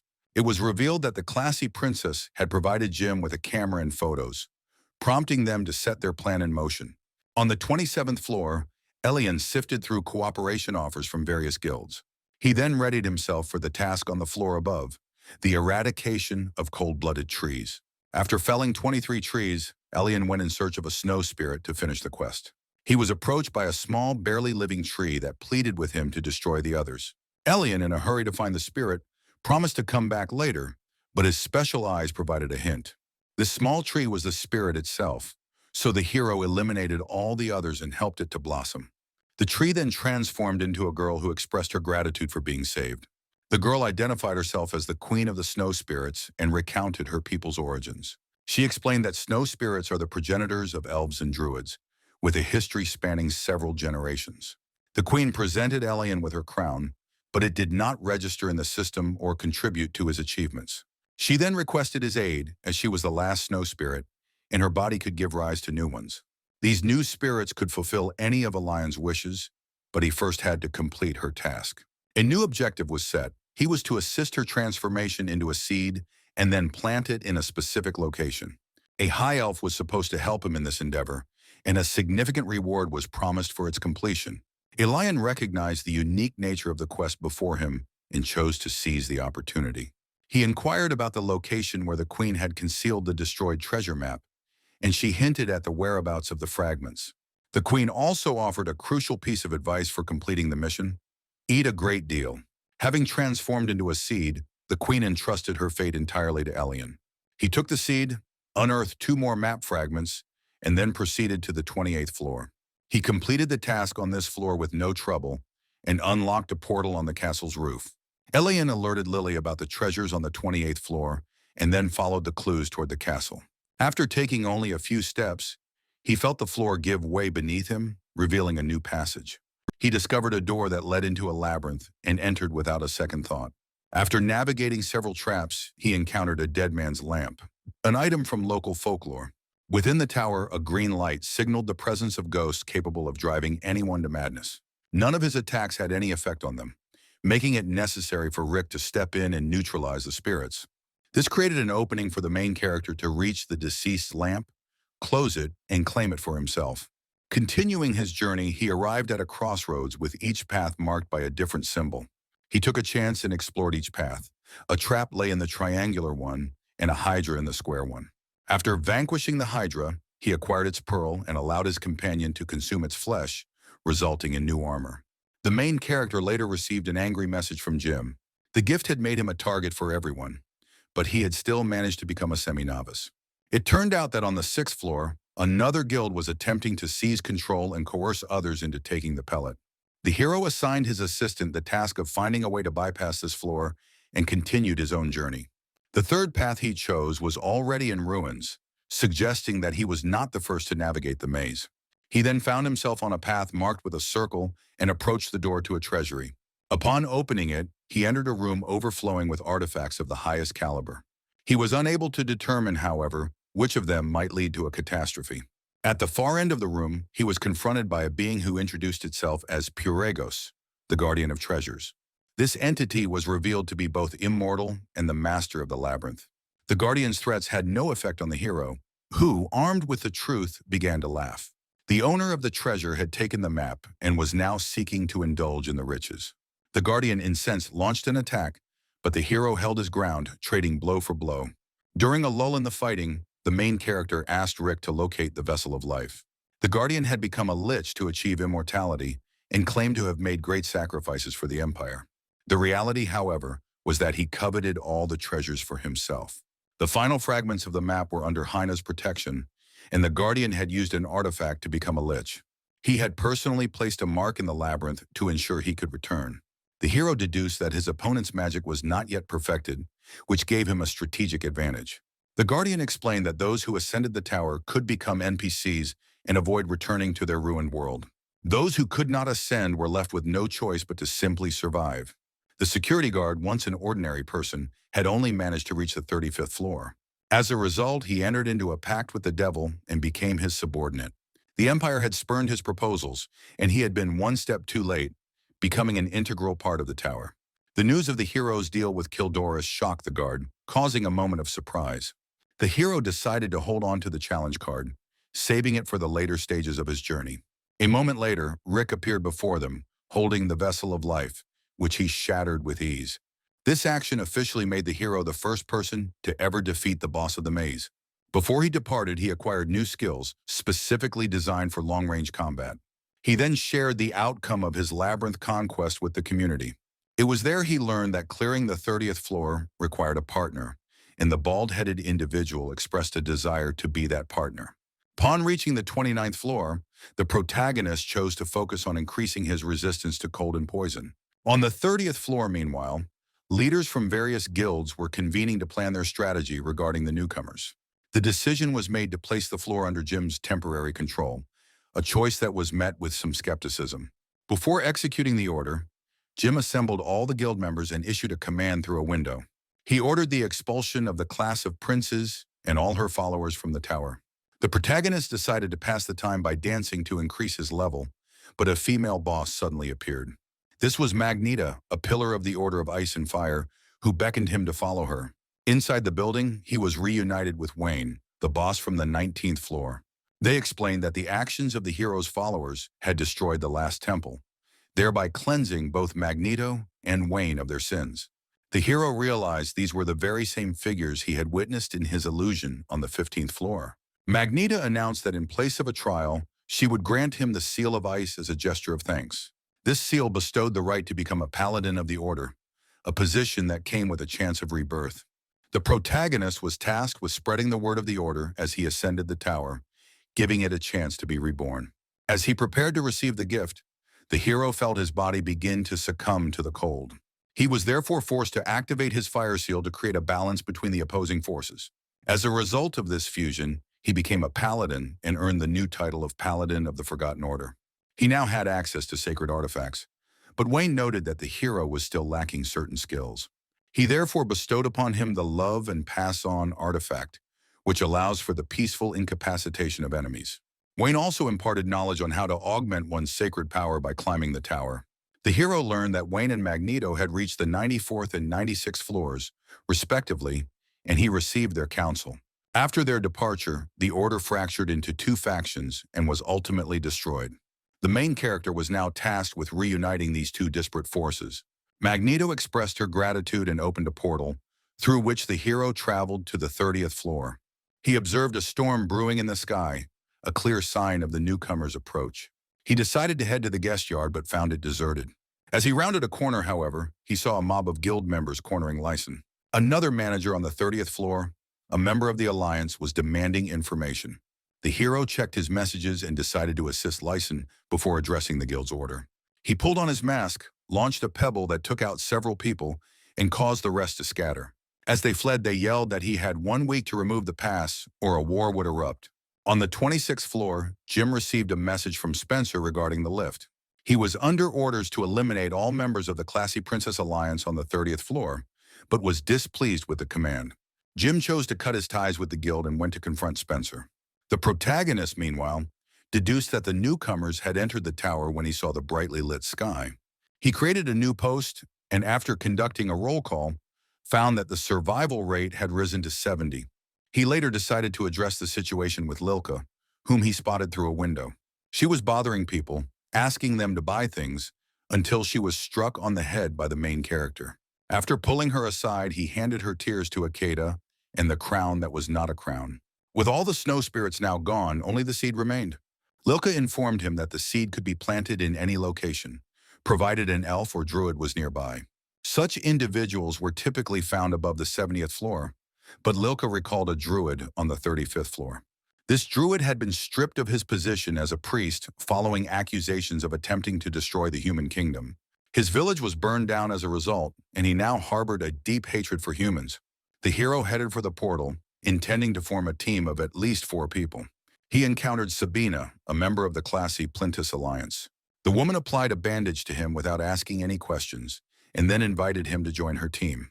The team also included Shogun, Taijin, and Enmi, all of whom struck the main character as quite formidable. He accepted her offer and proposed that he serve as the commander. Before they could enter the portal, they were confronted by a guild team but chose to ignore them and proceed to the 31st floor. The initial task was an obstacle course, with the goal being to reach the finish line. Only 5 teams were permitted to advance to the finals, and of all the competitors, only 2 were from the Alliance. The hero leaped up to survey the area and spotted a bright light emanating from a mountain. He and Tajin agreed to separate and investigate.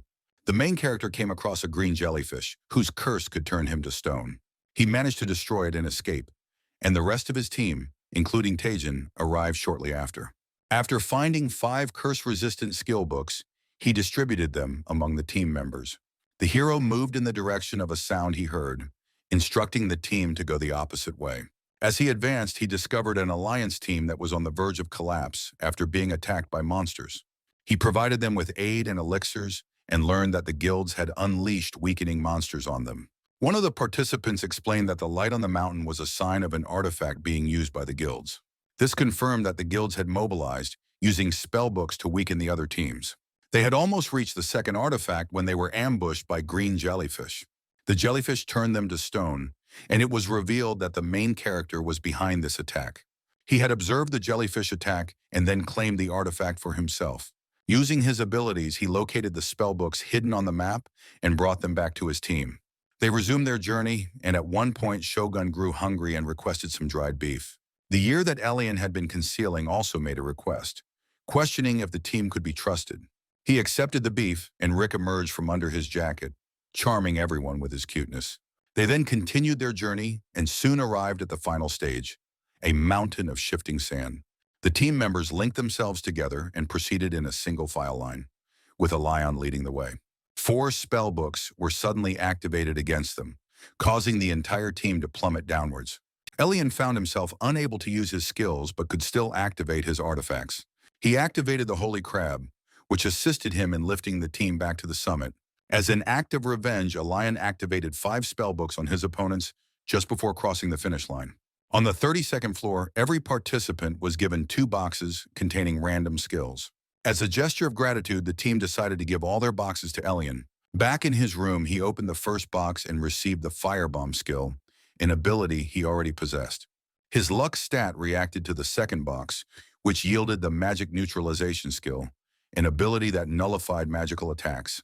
Elian's moment of joy was cut short by Todd, who brought news of the Alliance's troubles.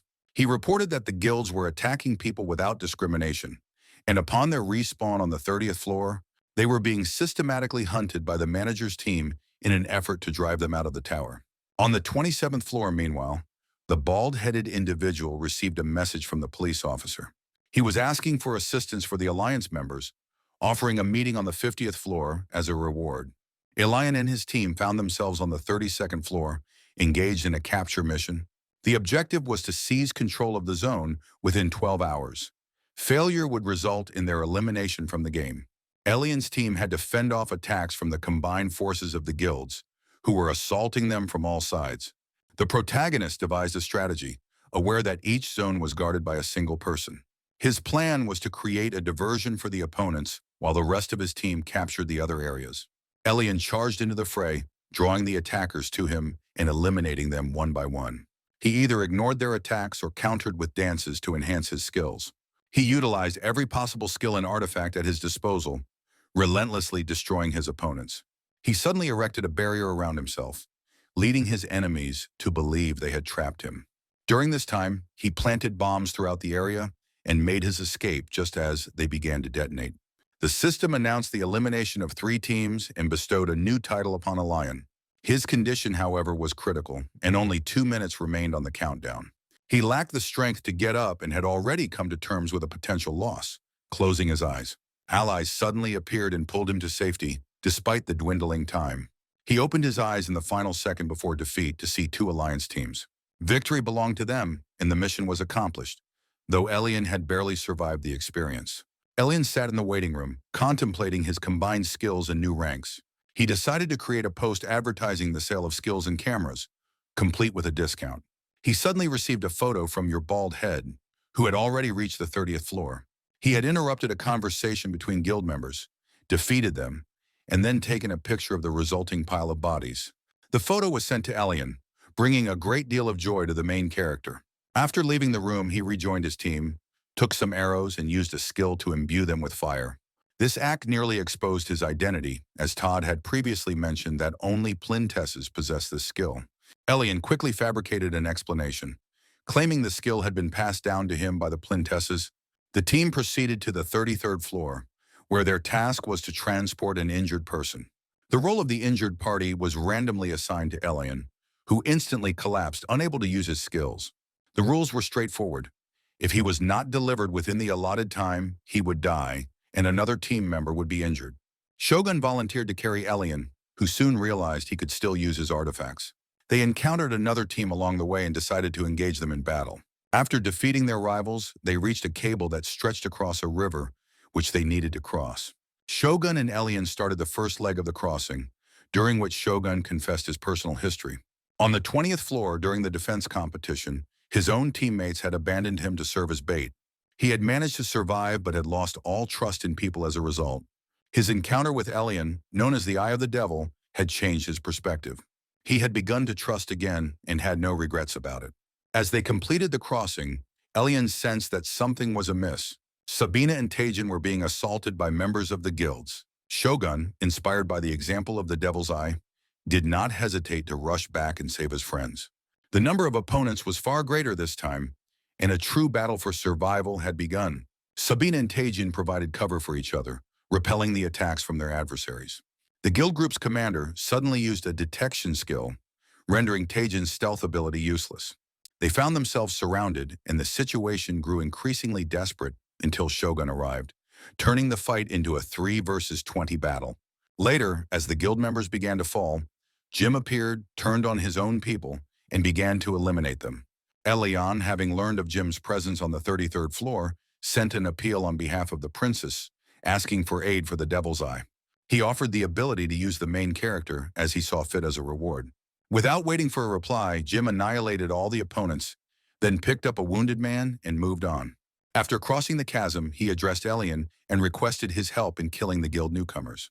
He revealed that 2 of them had no coins for revival, and one of the women had only a single coin left. Jim's plan was to reach the 35th floor, where the guilds intended to kill the princess and her followers. Elian consented to help him, but vowed to get there first and destroy them himself. After relocating to a safe zone, Jim killed the wounded man he was carrying and made contact with a lion through their artifacts. They moved to the arena, where only their team and the guilds remained.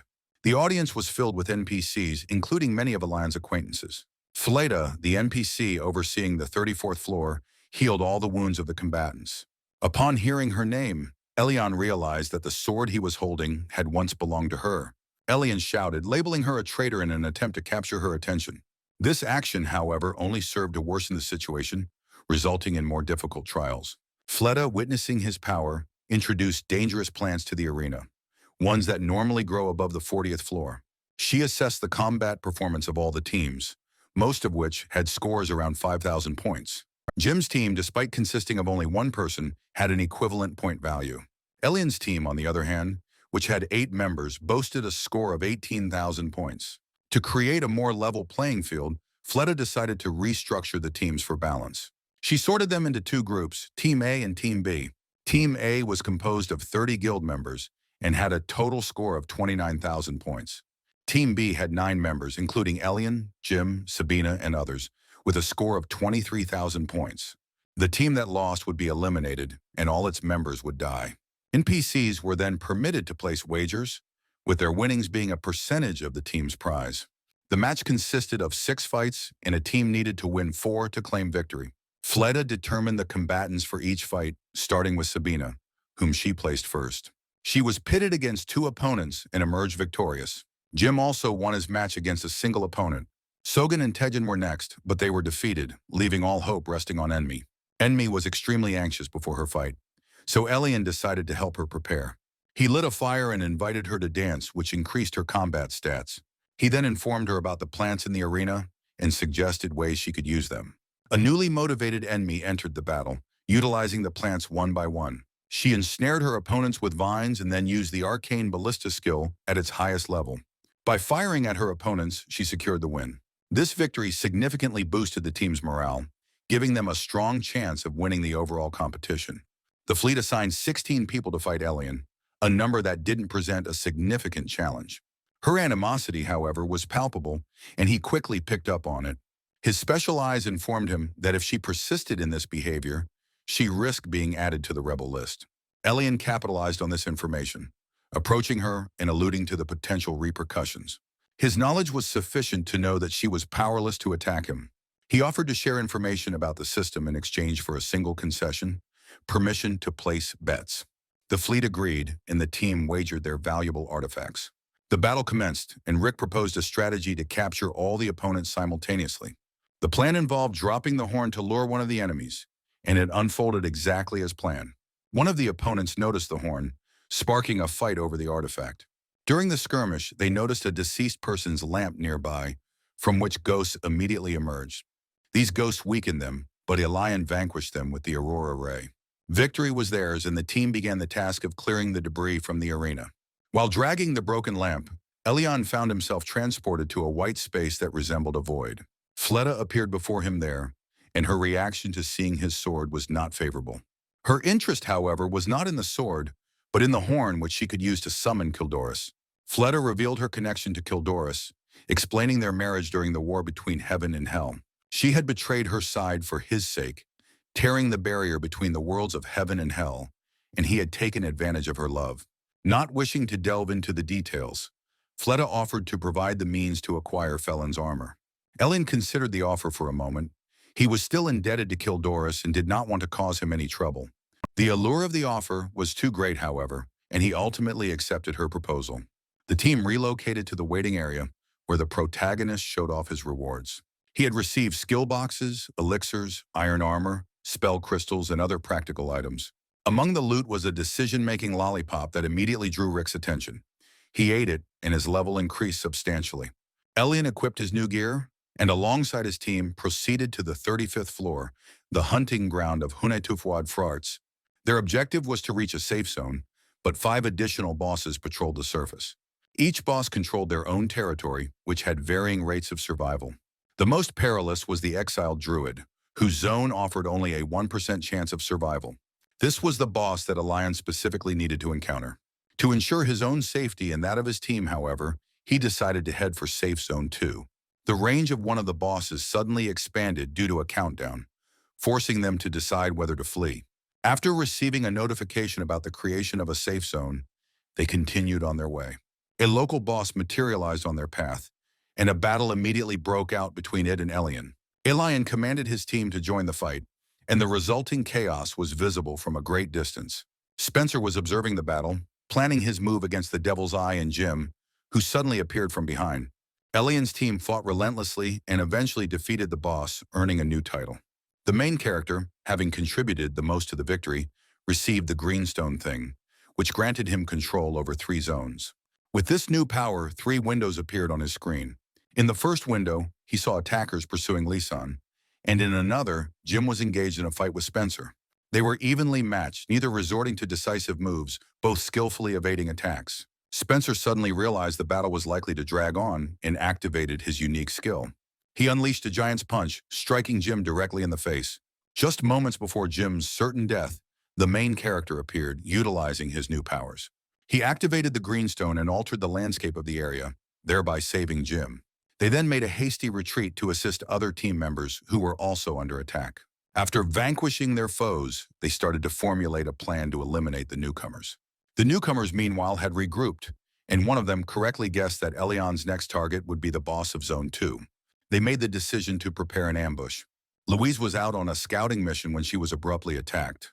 The attacking group included Sabina and Lisan, who immediately began to flee.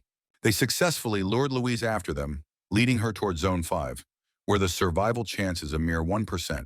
Louise was unaware that the main character had already scouted this area some time ago.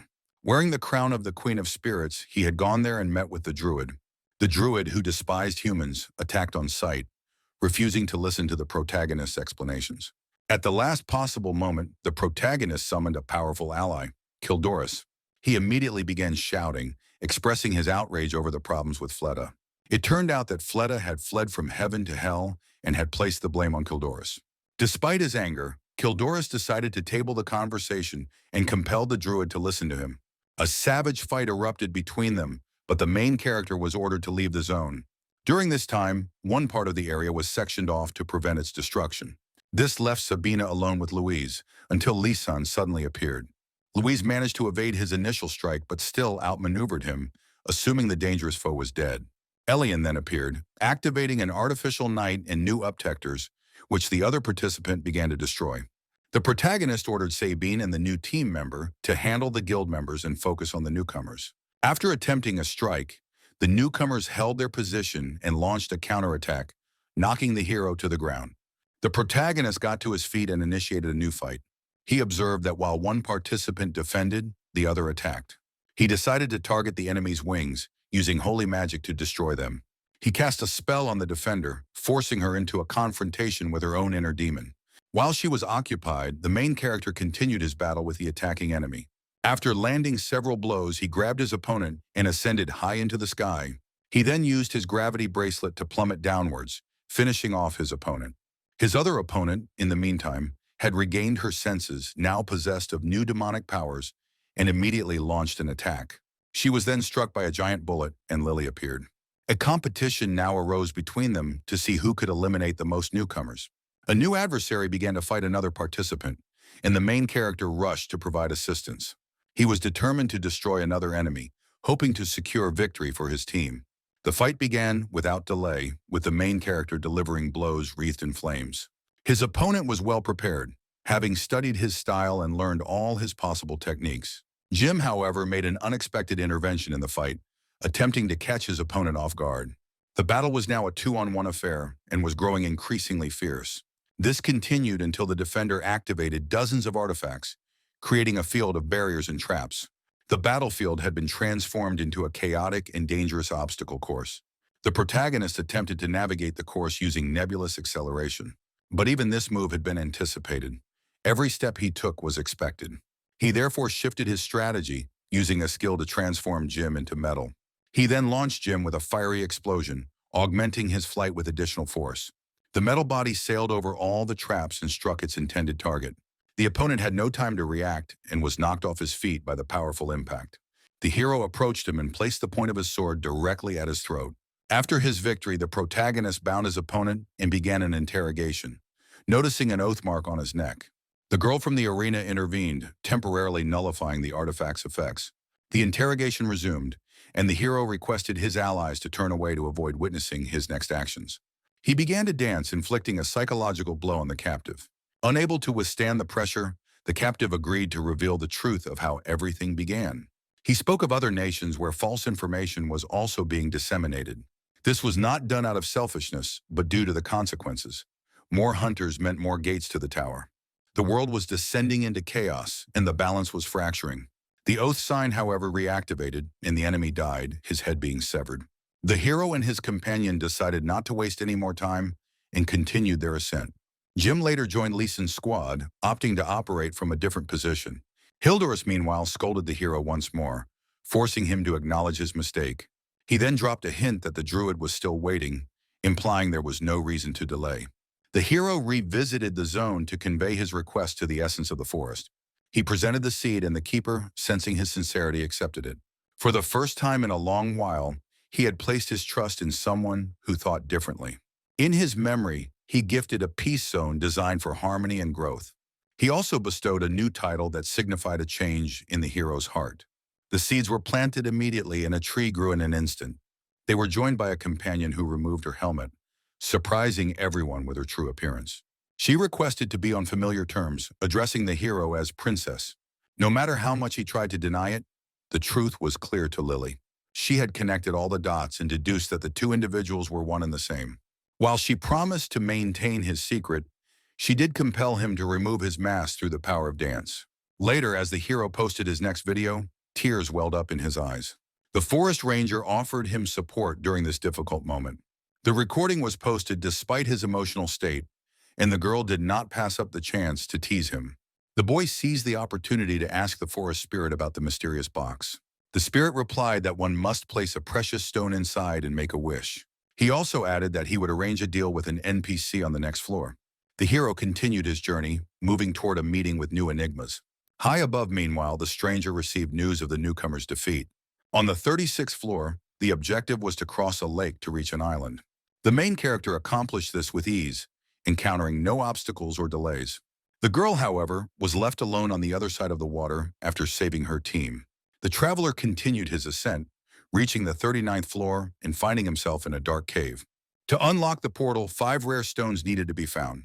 Before they could even begin their search, an unexpected event occurred.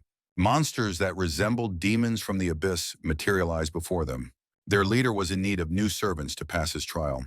They immediately engaged in battle and acquired rare stones from the first 2 adversaries. They promptly inserted the recovered materials into special slots on the portal. Believing that the decorations were dropping from the monsters, they proceeded to destroy several hundred more. Subsequent victories, however, yielded nothing. The stones no longer dropped. At that point, the demonic leader selected his new slaves. The traveler and the girl with a steely demeanor were among the chosen. In the new location, they encountered familiar allies who had also been captured. In an effort to escape, they once again utilized Jim's metal transformation. After destroying a door, they broke into the next hall, only to be confronted by the same enemy. He transported them to a deep mine, where they were put to work digging for artifacts. Other prisoners, a mix of players and characters from the world, were already laboring there. One of them warned against looking at the demons that were guarding the captives. He mentioned that he had been there for 490 days and had given up on the thought of escape. There were only 2 options: open the portal or face death. No other escape route existed. The majority of the locals had no allies or coins left to continue their journey. After seeing a demon consume a rat, the boy proposed a wager. This caught the attention of 2 NPCs who were revealed to be allies with their own secret plans. Gale and Palmerum disclosed their plan to kill the demon boss, though it had previously failed. The main character was soon summoned to see the leader who was in charge of the mine. One of his new acquaintances advised him to attack immediately, advice which he followed. Although he lost the duel, his unexpected assault did manage to strike Megalith himself. They eventually sat down to negotiate and began their discussions. The demon, upon hearing about the work disruptions, immediately went to investigate. When he returned, the conversation resumed in a much more composed manner. The traveler seized the moment to inquire about the ancient demon war. It was revealed to be a sacred conflict intended to unify the dark races. The war was structured into 5 branches, with each clan assigned a specific rival. The white demons triumphed over the red, the blue defeated the black, and the yellow finished first. Following this story, the hero received a secret quest containing an important message. The objective was to unite the former adversaries and complete their unfinished business. Achieving this, however, would require immense effort and the consent of all parties involved. Their plans were interrupted by Rick, who had stumbled upon a valuable artifact. The main character quickly concealed the stone to avoid drawing unwanted attention. A stranger approached him with a warning that the locals tended to take anything they found. After expressing his thanks, the guy offered him a candy bar and shared his idea. For the subsequent 2 days, he relentlessly attacked the boss while also searching for more stones. He meticulously planned every detail of his future escape during this time. During another confrontation, the demon once again left the hall. The traveler took advantage of this opportunity and planted explosives around the entire perimeter. Upon the enemy's return, the hero recalled the Stone of Beginnings and asked about it directly. The demon, however, simply smiled and stated that the hero would not be getting the artifact. In spite of this, the demon consented to a contract that would transfer ownership of the item upon his death. All the prisoners eventually gathered, preparing for their escape from the dungeon.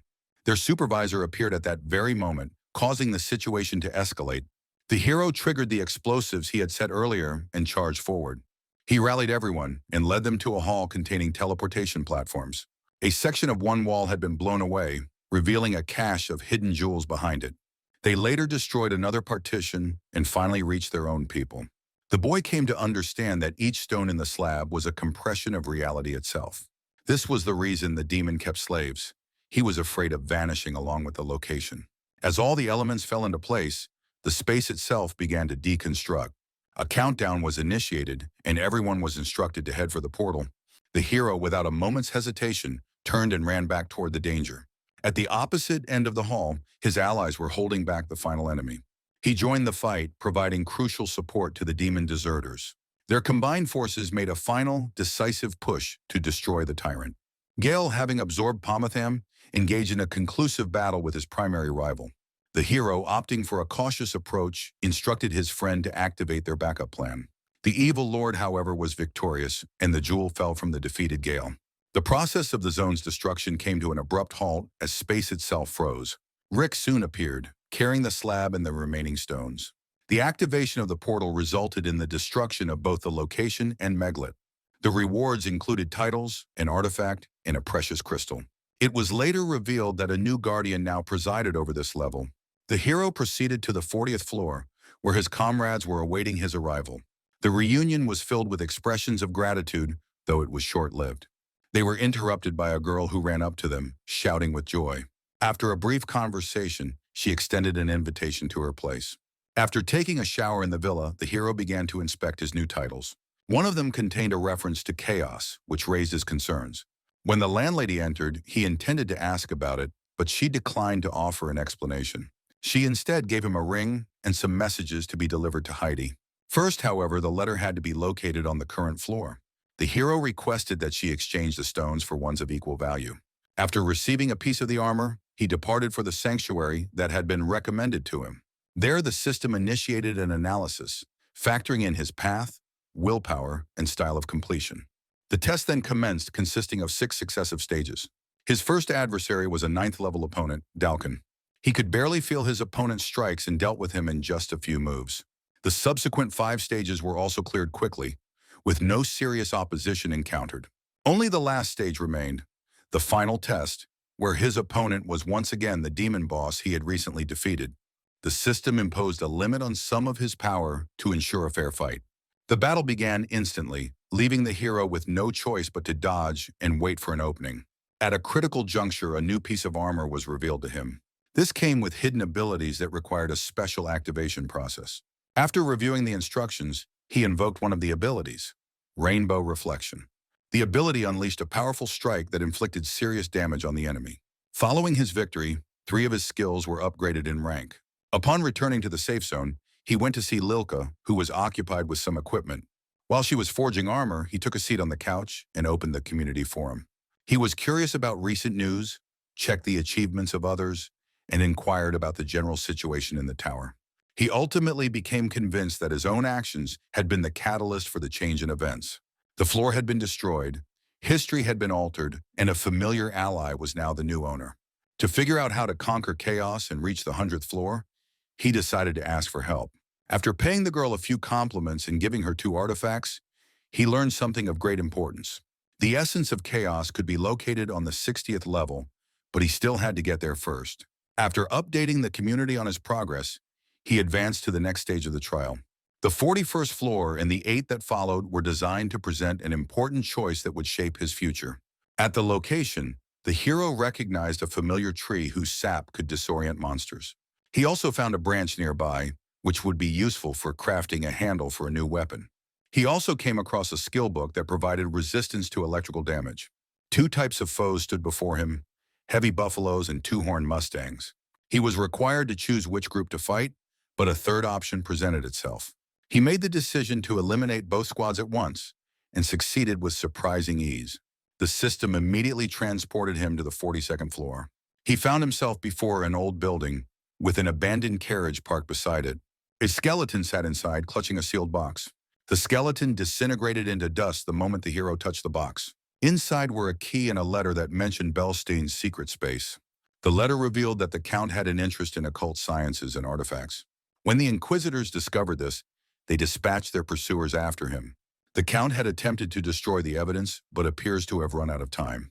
After reading the letter, he made his way to the estate, determined to uncover the truth.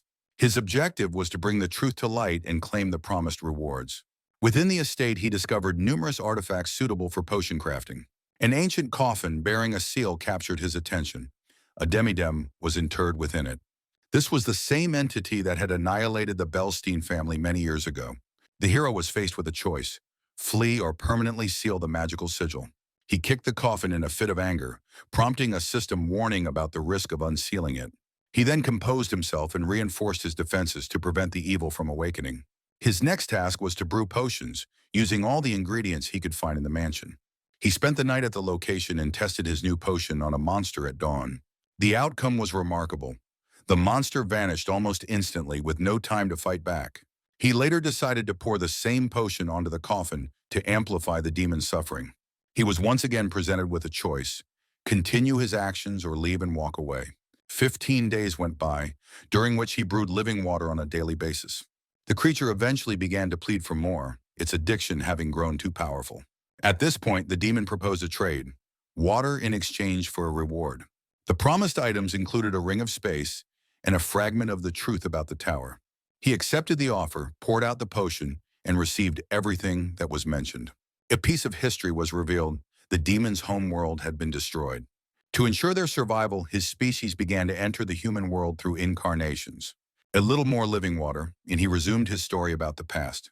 The process of migrating to another reality had only accelerated the extinction of their race. Another potential method of rescue was mentioned, but he did not have time to fulfill the contract. The moment the seal was completed, the entire area was engulfed in a brilliant light.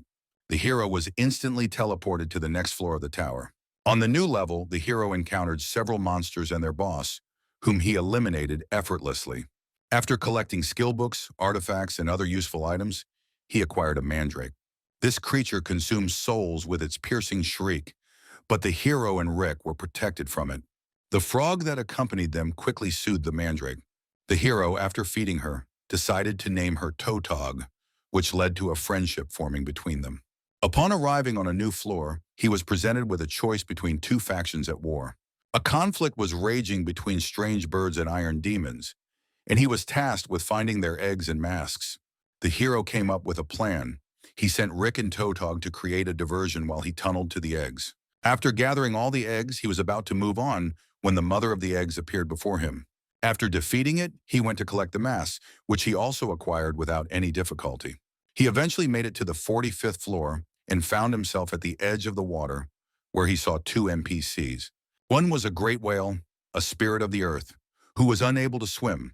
The other was a fairy who could not fly due to her wet wings. Each of them pleaded for help, and the hero was forced to decide who to save. Despite their inability to swim, they were able to communicate in a peculiar manner. The hero decided to weigh their arguments and make his choice based on that evaluation. Every negative word they spoke counted against them as he calculated their chances. In the end, the hero promised to rescue the one who offered the superior reward.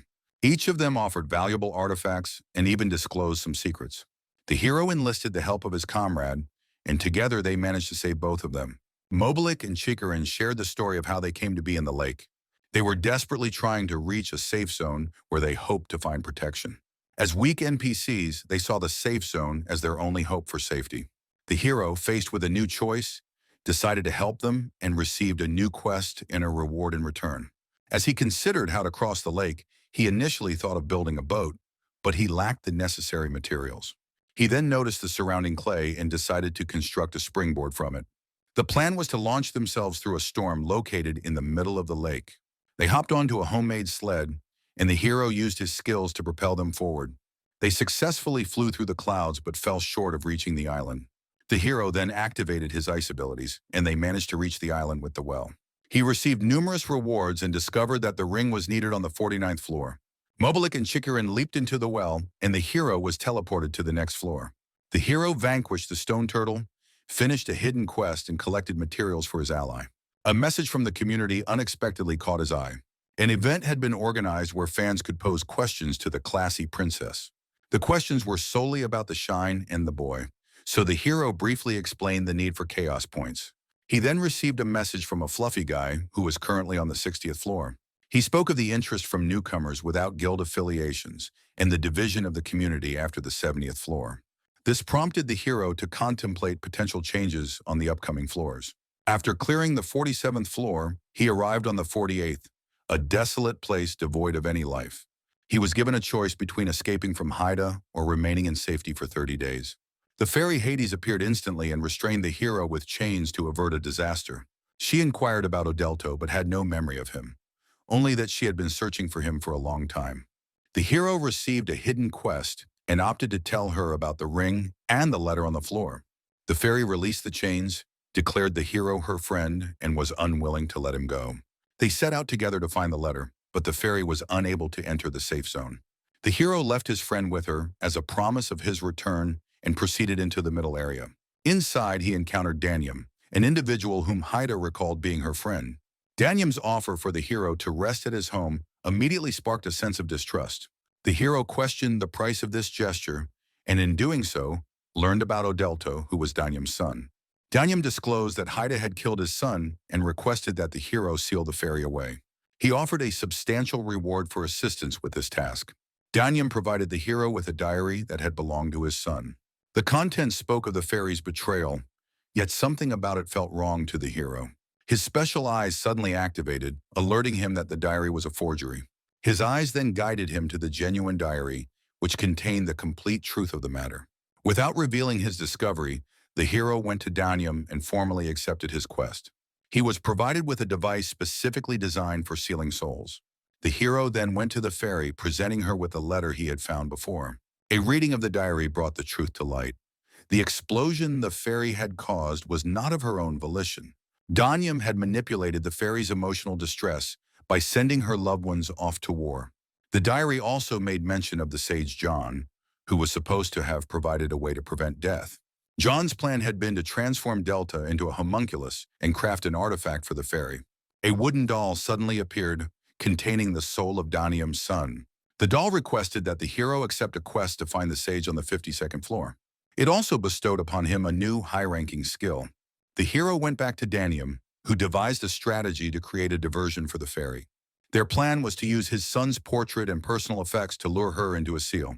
The fairy arrived for the promised meeting with her beloved and charged toward Danyam, who was concealed behind a stone. She unleashed an explosion, but the hero managed to temporarily seal her away to complete the quest. Danyam was able to withstand the blast, but the hero was now prepared for a direct confrontation. He instructed Rick to take the device and escape through the portal. Meanwhile, a battle commenced between the hero and Danyam, a fight in which the former gained the upper hand. The opponent refused to fall, even after taking powerful hits. The true fight then began, with both combatants activating their most formidable skills. The hero was just a single step from victory when his opponent's mental state began to crumble. Elian defeated his adversary by shattering a concealed bottle of horrors over his head. This final act caused Danyam's mind to break, and he began to plead for forgiveness. In time, he became completely subservient to the tower's will. The hero proceeded to the 49th floor, where a series of calculations awaited, taking every one of his choices into account. As a consequence, he was granted a new title, and his eyes informed him of a new type of chaos that had taken hold of him. This was a novel, unrecognized form of chaos, and he was immediately transported to the 50th floor. He located Lilka there, and they retreated to an alley where the hero handed over all the materials.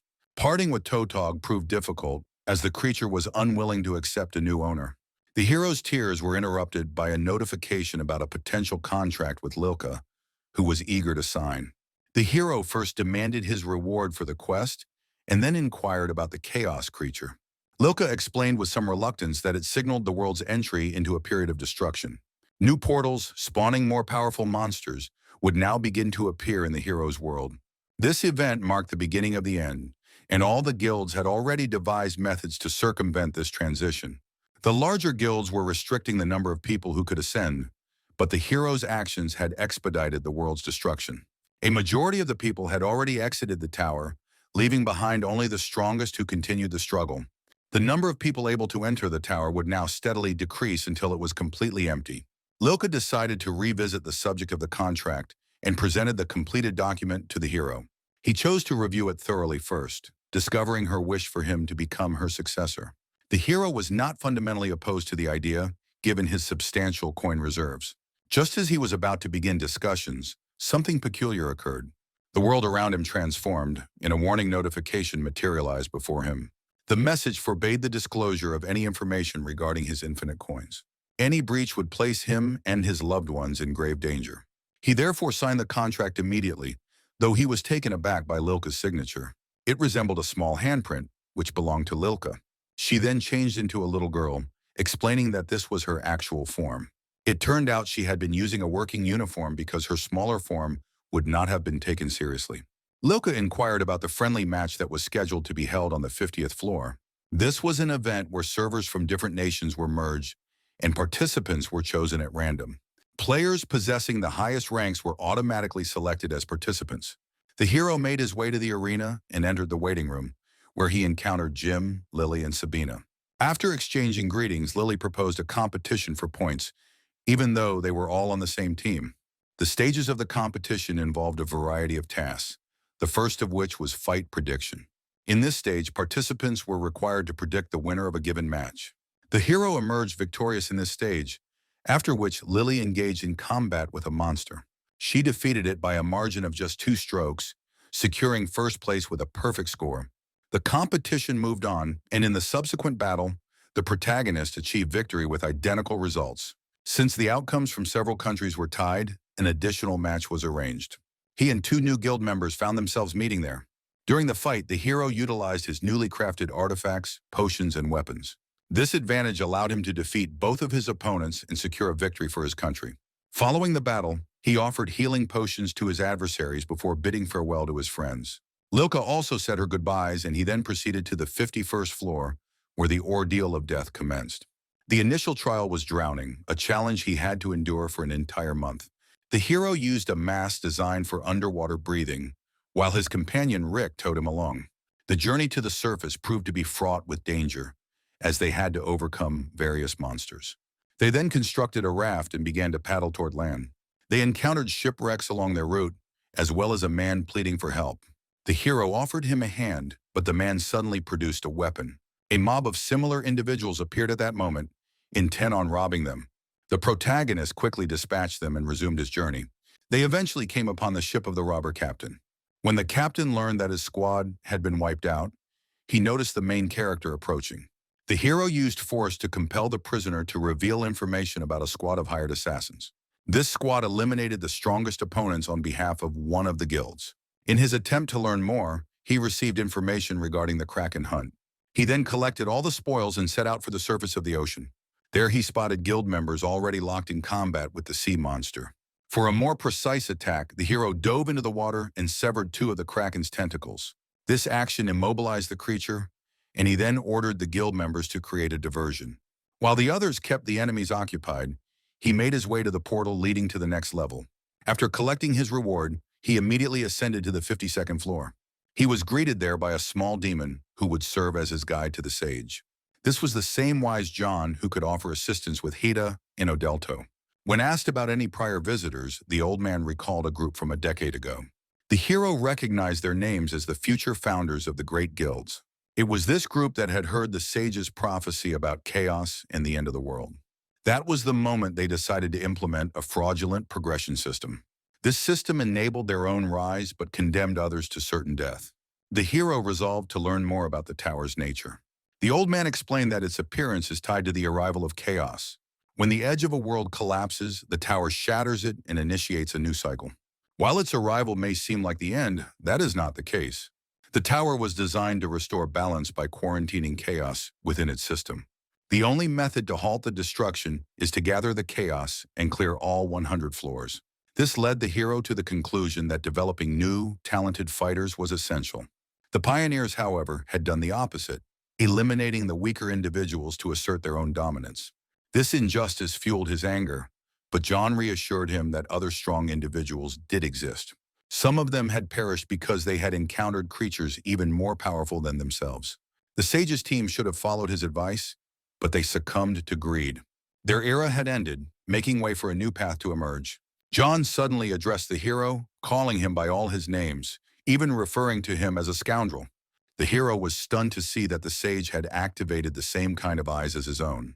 Everything suddenly made sense, and the reason for the sage's sudden address became clear. The old man asked for his help, specifically for a part of the homunculus, the core for Odelto.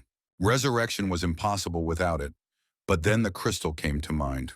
Elian immediately gave it to John and then went for a walk. He soon heard a scream and witnessed a boy being attacked. The assailants fled as soon as they recognized his mask. The young man explained that the attackers were murderers posing as collectors. They parted ways after a brief conversation, and the main character continued his journey. He posted a warning about the killers in the community. He also found out that the bald-headed individual was in the 94th unit of his country. His thoughts were cut short by the news of Odelto's successful revival. The hero immediately went to them, where he received thanks and a reward. He then ascended to a new floor, where he was tasked with surviving for 1 month. There he chanced upon a giant beast, the Lord of the Cold. A single blow was enough to destroy the monster. A stranger named Adam, who was passing by, witnessed this event. He immediately began to gather the creature's remains and other trophies. He then invited the guest to a nearby building. Inside, Adam was struck by a stern-looking man who identified himself as Heglik. He gave orders to prepare the prey and appeared to be a teacher. He had once been Adam's instructor in all things, including cooking. This connection inspired the young man to become his disciple. After some consideration, the main character decided to try his hand at this as well. He requested to be taught the fundamentals of cooking. Hegelic was initially unable to transfer the skill, even after a relaxing message. His knowledge was too precious to be purchased and could only be transmitted under specific circumstances. The transfer was only possible once the student's rank surpassed the S level. The acquired skill would then only be level C, but it would still be a unique ability. Adam had achieved this level through his sheer determination. Upon learning this, Hegelic decided to give the guest a small test. The main character passed all the tests with flying colors, which greatly impressed the old master. Adam offered his assistance, as he knew how to bribe Hegelic. During their lunch, Elian offered the teacher a glass of fine wine. This gesture worked, and Hegelic consented to pass on his culinary knowledge. In return, the guest promised to invite a catering company to the training sessions. A week later, the hero attempted to cook a dish by himself for the first time. The result was lethal. The tasting session ended with his own death. He did not give up after his resurrection and immediately began cooking again. His culinary creations became poisonous weapons, which he used to feed his enemies and destroy them from within. He simultaneously asked his friends in the community to hunt down members of the murder squad. He was soon invited to his favorite takeout buffet, where he held VIP status. Representatives from all races were employed there, creating a diverse menu of cultural dishes. After the meal, the manager reminded him of the upcoming party and the invitation he had previously been given. The event was to be kept secret, with no one to be told about it. Adam, having overheard the conversation, expressed a strong desire to go with him. The manager initially declined, but eventually permitted both of them to attend. As it was time to leave, Hegelic gave Elian a cookbook and a medal. He also tasked Adam with escorting the new student to the portal. Adam was revealed to be the only person who knew the precise path and the method for opening the passage. During their journey, the protagonist learned that Adam had been on this level for more than a decade. They discussed the tower and the years Adam had spent within it. For a brief moment, Elian felt a flicker of doubt and asked a few questions to clarify things. The answers he received validated his companion's story, and his doubts vanished. The travelers soon arrived at the Crystal of Eternal Frost. A monster was guarding it, one that Elian intended to destroy. His attention, however, was drawn to the murderers who were throwing others to the monster to be killed. They decided to split up. One would attack the killers, while the other would engage the guard. Working together, they successfully eliminated all their enemies and rescued the victims. As they approached the portal, the friends realized they would be sent to different locations. They decided to make arrangements for a future meeting. Adam suggested they connect through the community, but then he learned something new. It was there he first heard of the classy Princess, Elian's secret online persona. The main character was forced to invent an explanation on the spot. He claimed his account had been banned, making the community an unviable option. He then proposed an alternative plan, to meet near the additional quest areas. On the new floor, Elian discovered that the store was closed. The system, however, permitted the robbing of other participants. He immediately made his way to the side quest area without any hesitation. He was greeted there by a partially sealed boss named Bellstein. The boss attempted to share his story, but Elian repeatedly interrupted him. To quiet the boss, the hero tossed him a chocolate bar. His special eyes, however, informed him that the boss was suffering from starvation. So if you feed him, you can gain his recognition. Velzak confessed his desire to lift the curse, but knew that even after its destruction, he would still perish. The only way was to fill the void in his stomach and thus mitigate the curse's effects. Elian got to work immediately, trying to devise a suitable solution. He first attempted to use plain water, but this proved ineffective. He then tried clay, but that also failed to help. Their search was cut short by Adam, who arrived an hour before the feast was set to begin. He decided to prepare something edible and began cooking on the spot. Velzat, in his suffering, pleaded for food, but time had run out. The heroes were instantly teleported to the location of the banquet. The killers, who had been observing them from a distance, were already setting a trap. They knew the heroes would have to return and were planning to seize that opportunity. Adam, meanwhile, was marveling at the dishes on display at the banquet. Elian discreetly observed the guests, noticing several NPCs among them. He was keen to establish contact with them and forge new alliances. A familiar man suddenly appeared, whom Elian did not recognize at first.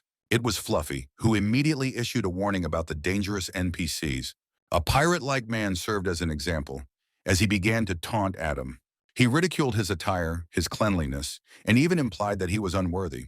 It was not uncommon, however, for some hunters to enjoy provoking others. One of the guests made a show of pouring liquid on the NPC's head. The pirate moved to strike, but his motion was stopped in an instant. A hunter had seized his arm, halting the attack. Elian's eyes supplied the stranger's name, Allison. He removed his mask and greeted Adam as if they were old acquaintances. They struck up a conversation, and Adam introduced Elian, who made an effort to be amicable. Allison, however, was affiliated with one of the guilds and therefore had grievances with Elian. The protagonist had destroyed several newcomers in the past, creating a sense of hostility. The atmosphere grew tense, but Allison suddenly burst out laughing, completely changing his demeanor. The manager announced them as Heglick's own students, a declaration that shocked everyone present. No one believed it until the cafeteria director appeared, intrigued by what he had heard. Upon overhearing the conversation, he made a proposal that left the guests stunned. Elian and Adam were tasked with preparing a festive dinner for all the attendees. Standing at the stove, Elian proposed creating dishes that would pair well with alcohol. The idea was met with universal approval, and they immediately set to work. In the span of an hour, they managed to prepare 70 different dishes. Each dish was accompanied by a rare alcoholic drink. The guests were astounded by the taste and aroma of the food. While the principal delivered his speech, Rick's rank advanced to B. Elian earned a new title and the respect of the guests at the banquet. Both NPCs and hunters paid him their respects and thanked him for the meal. Fluffy, deeply moved, gifted the main character his favorite t-shirt. As the guests began to leave, the director made a significant announcement. Henceforth, the buffet pledged its full support to Elian and his friends. The director spoke of the many powerful groups at the tower's highest levels. These included the Alliance of Arenas, the Hidden Garden, the Kingdom of Flowers and Birds, and the Fractal Park. The most influential among them, however, was considered to be the Kuldane Kitchen, the very same takeaway buffet. This organization could serve as a powerful ally if a mutually beneficial partnership could be established. Adam suggested gaining experience by working as a cook in the cafeteria. Elian agreed to keep them supplied with ingredients, spices, and rare beverages. This agreement formed the foundation of their profitable collaboration with the Kuldane Kitchen. Both received contracts and special bracelets for communication and sharing their discoveries. Elian then teleported upstairs to Velsat, eager to try cooking something new. His special eyes noted the large number of traps and artifacts strewn about the area. The killers who owned those traps were lying in wait nearby, ready to attack. After a brief exchange, they triggered all their traps. None of the traps, however, were able to inflict any harm on the main character. Before the battle began, Elian and Rick performed a dance by the fire. This only served to enrage the killers, who promptly launched their offensive. One of their strikes resulted in a powerful explosion that was visible from a great distance. The explosion was spotted by Lily, who was also on that floor. She was in the process of eliminating other assassins when she noticed the blast. The girl immediately headed toward the location to provide aid to Elian. Elian was fighting back with desperation, but the number of enemies continued to grow. As another attack came dangerously close, he barely managed to dodge, thinking it was the end. The air was suddenly filled with smoke as someone deployed smoke bombs. Lily appeared amidst the chaos and instantly joined the fight. With her assistance, the murderers were defeated and the area became safer. Once things had calmed down, Elian thanked her for the rescue and inquired about the gorge. He was curious about who controlled the region and was attacking others. Lily explained that she and her satellite had already neutralized that threat. This raised even more questions for Elian, but he didn't have a chance to voice them. Meow Punch suddenly appeared and addressed him by his real name. The main character was surprised, and Lily reassured him that she had not revealed his identity to anyone. With no other option, Elian removed his mask, showing his face. Lisna Mypope did the same, revealing her own face. Meow Punch resisted for a long time but was ultimately forced to remove her mask. Beneath it was Clark, the renowned singer from the poster on the t-shirt. This was the same t-shirt that Fluffy had once given him, a fact that Elian remembered well. Following a short conversation, Elian sold several of his found artifacts to Clark. He and Lily then set off for Velsat, hoping to earn his approval. Lily was the first to attempt to sate the monster's hunger, but her efforts were unsuccessful. Clark tried using algae that expands to gigantic sizes in water, but this also proved futile. The main character then began to prepare a dish, to which he added a magic potion. The aroma captured everyone's attention, and all were eager to try the unusual food. Elian warned his friends that eating it would be dangerous, but not everyone heeded his warning. After the first bite, the guests began to contort from the repulsive taste. The potion imbued the dish with an effect that nearly shattered the willpower of those who ate it. When this plan failed, the hero poured the potion directly into Velsat's mouth. His hunger began to recede and the curse's power waned, gradually fading away. As a reward, Elian received rare resources, a key, and a new portal. He and his friends decided to create a more potent potion for future use. Velsat, unwilling to endure the taste again, opened the portal for the others. Elian then ascended the next 3 floors with no effort. On the 58th floor, he faced a choice: live in that dreadful place for a month or reach the cradle of Big Cat. Within minutes, he was assaulted by mini-cats, the same creatures that had piqued Lilka's interest. After dispatching several attackers, he located Big Cat in the entrance to Framberg, where a vast array of items were created. Despite the distance, Big Cat began to assail him with powerful strikes. The protagonist dodged the attacks and quickly made his way to the city's entrance. The pass granted him entry, though the dwarves' initial reception was hostile. Their attitude changed upon seeing the golden map, and they escorted him deeper into the settlement. He was offered a drink of living water there, unaware that it had been diluted. Elian detected the substitution and requested a meeting with a representative of the city. He proposed a trade, his knowledge of boiling living water in exchange for something of value. A representative named Behiltan took note of his armor. He confessed to being the owner of another piece from the same set. Elian expressed his desire to purchase it, but the city's governor also had an interest in it. Their discussion was abruptly interrupted by the blare of sirens, signaling danger.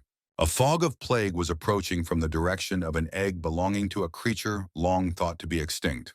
Elian asked Behilton to guide him to the source of the threat. He maintained the team's condition with potions as they drew closer to the egg. Upon arriving at the location, the team made an attempt to crack the shell on their own. They were unsuccessful, so Elian ordered everyone to retreat and take Rick with them. He, in turn, charged directly into the core of the enigmatic egg without a moment of hesitation.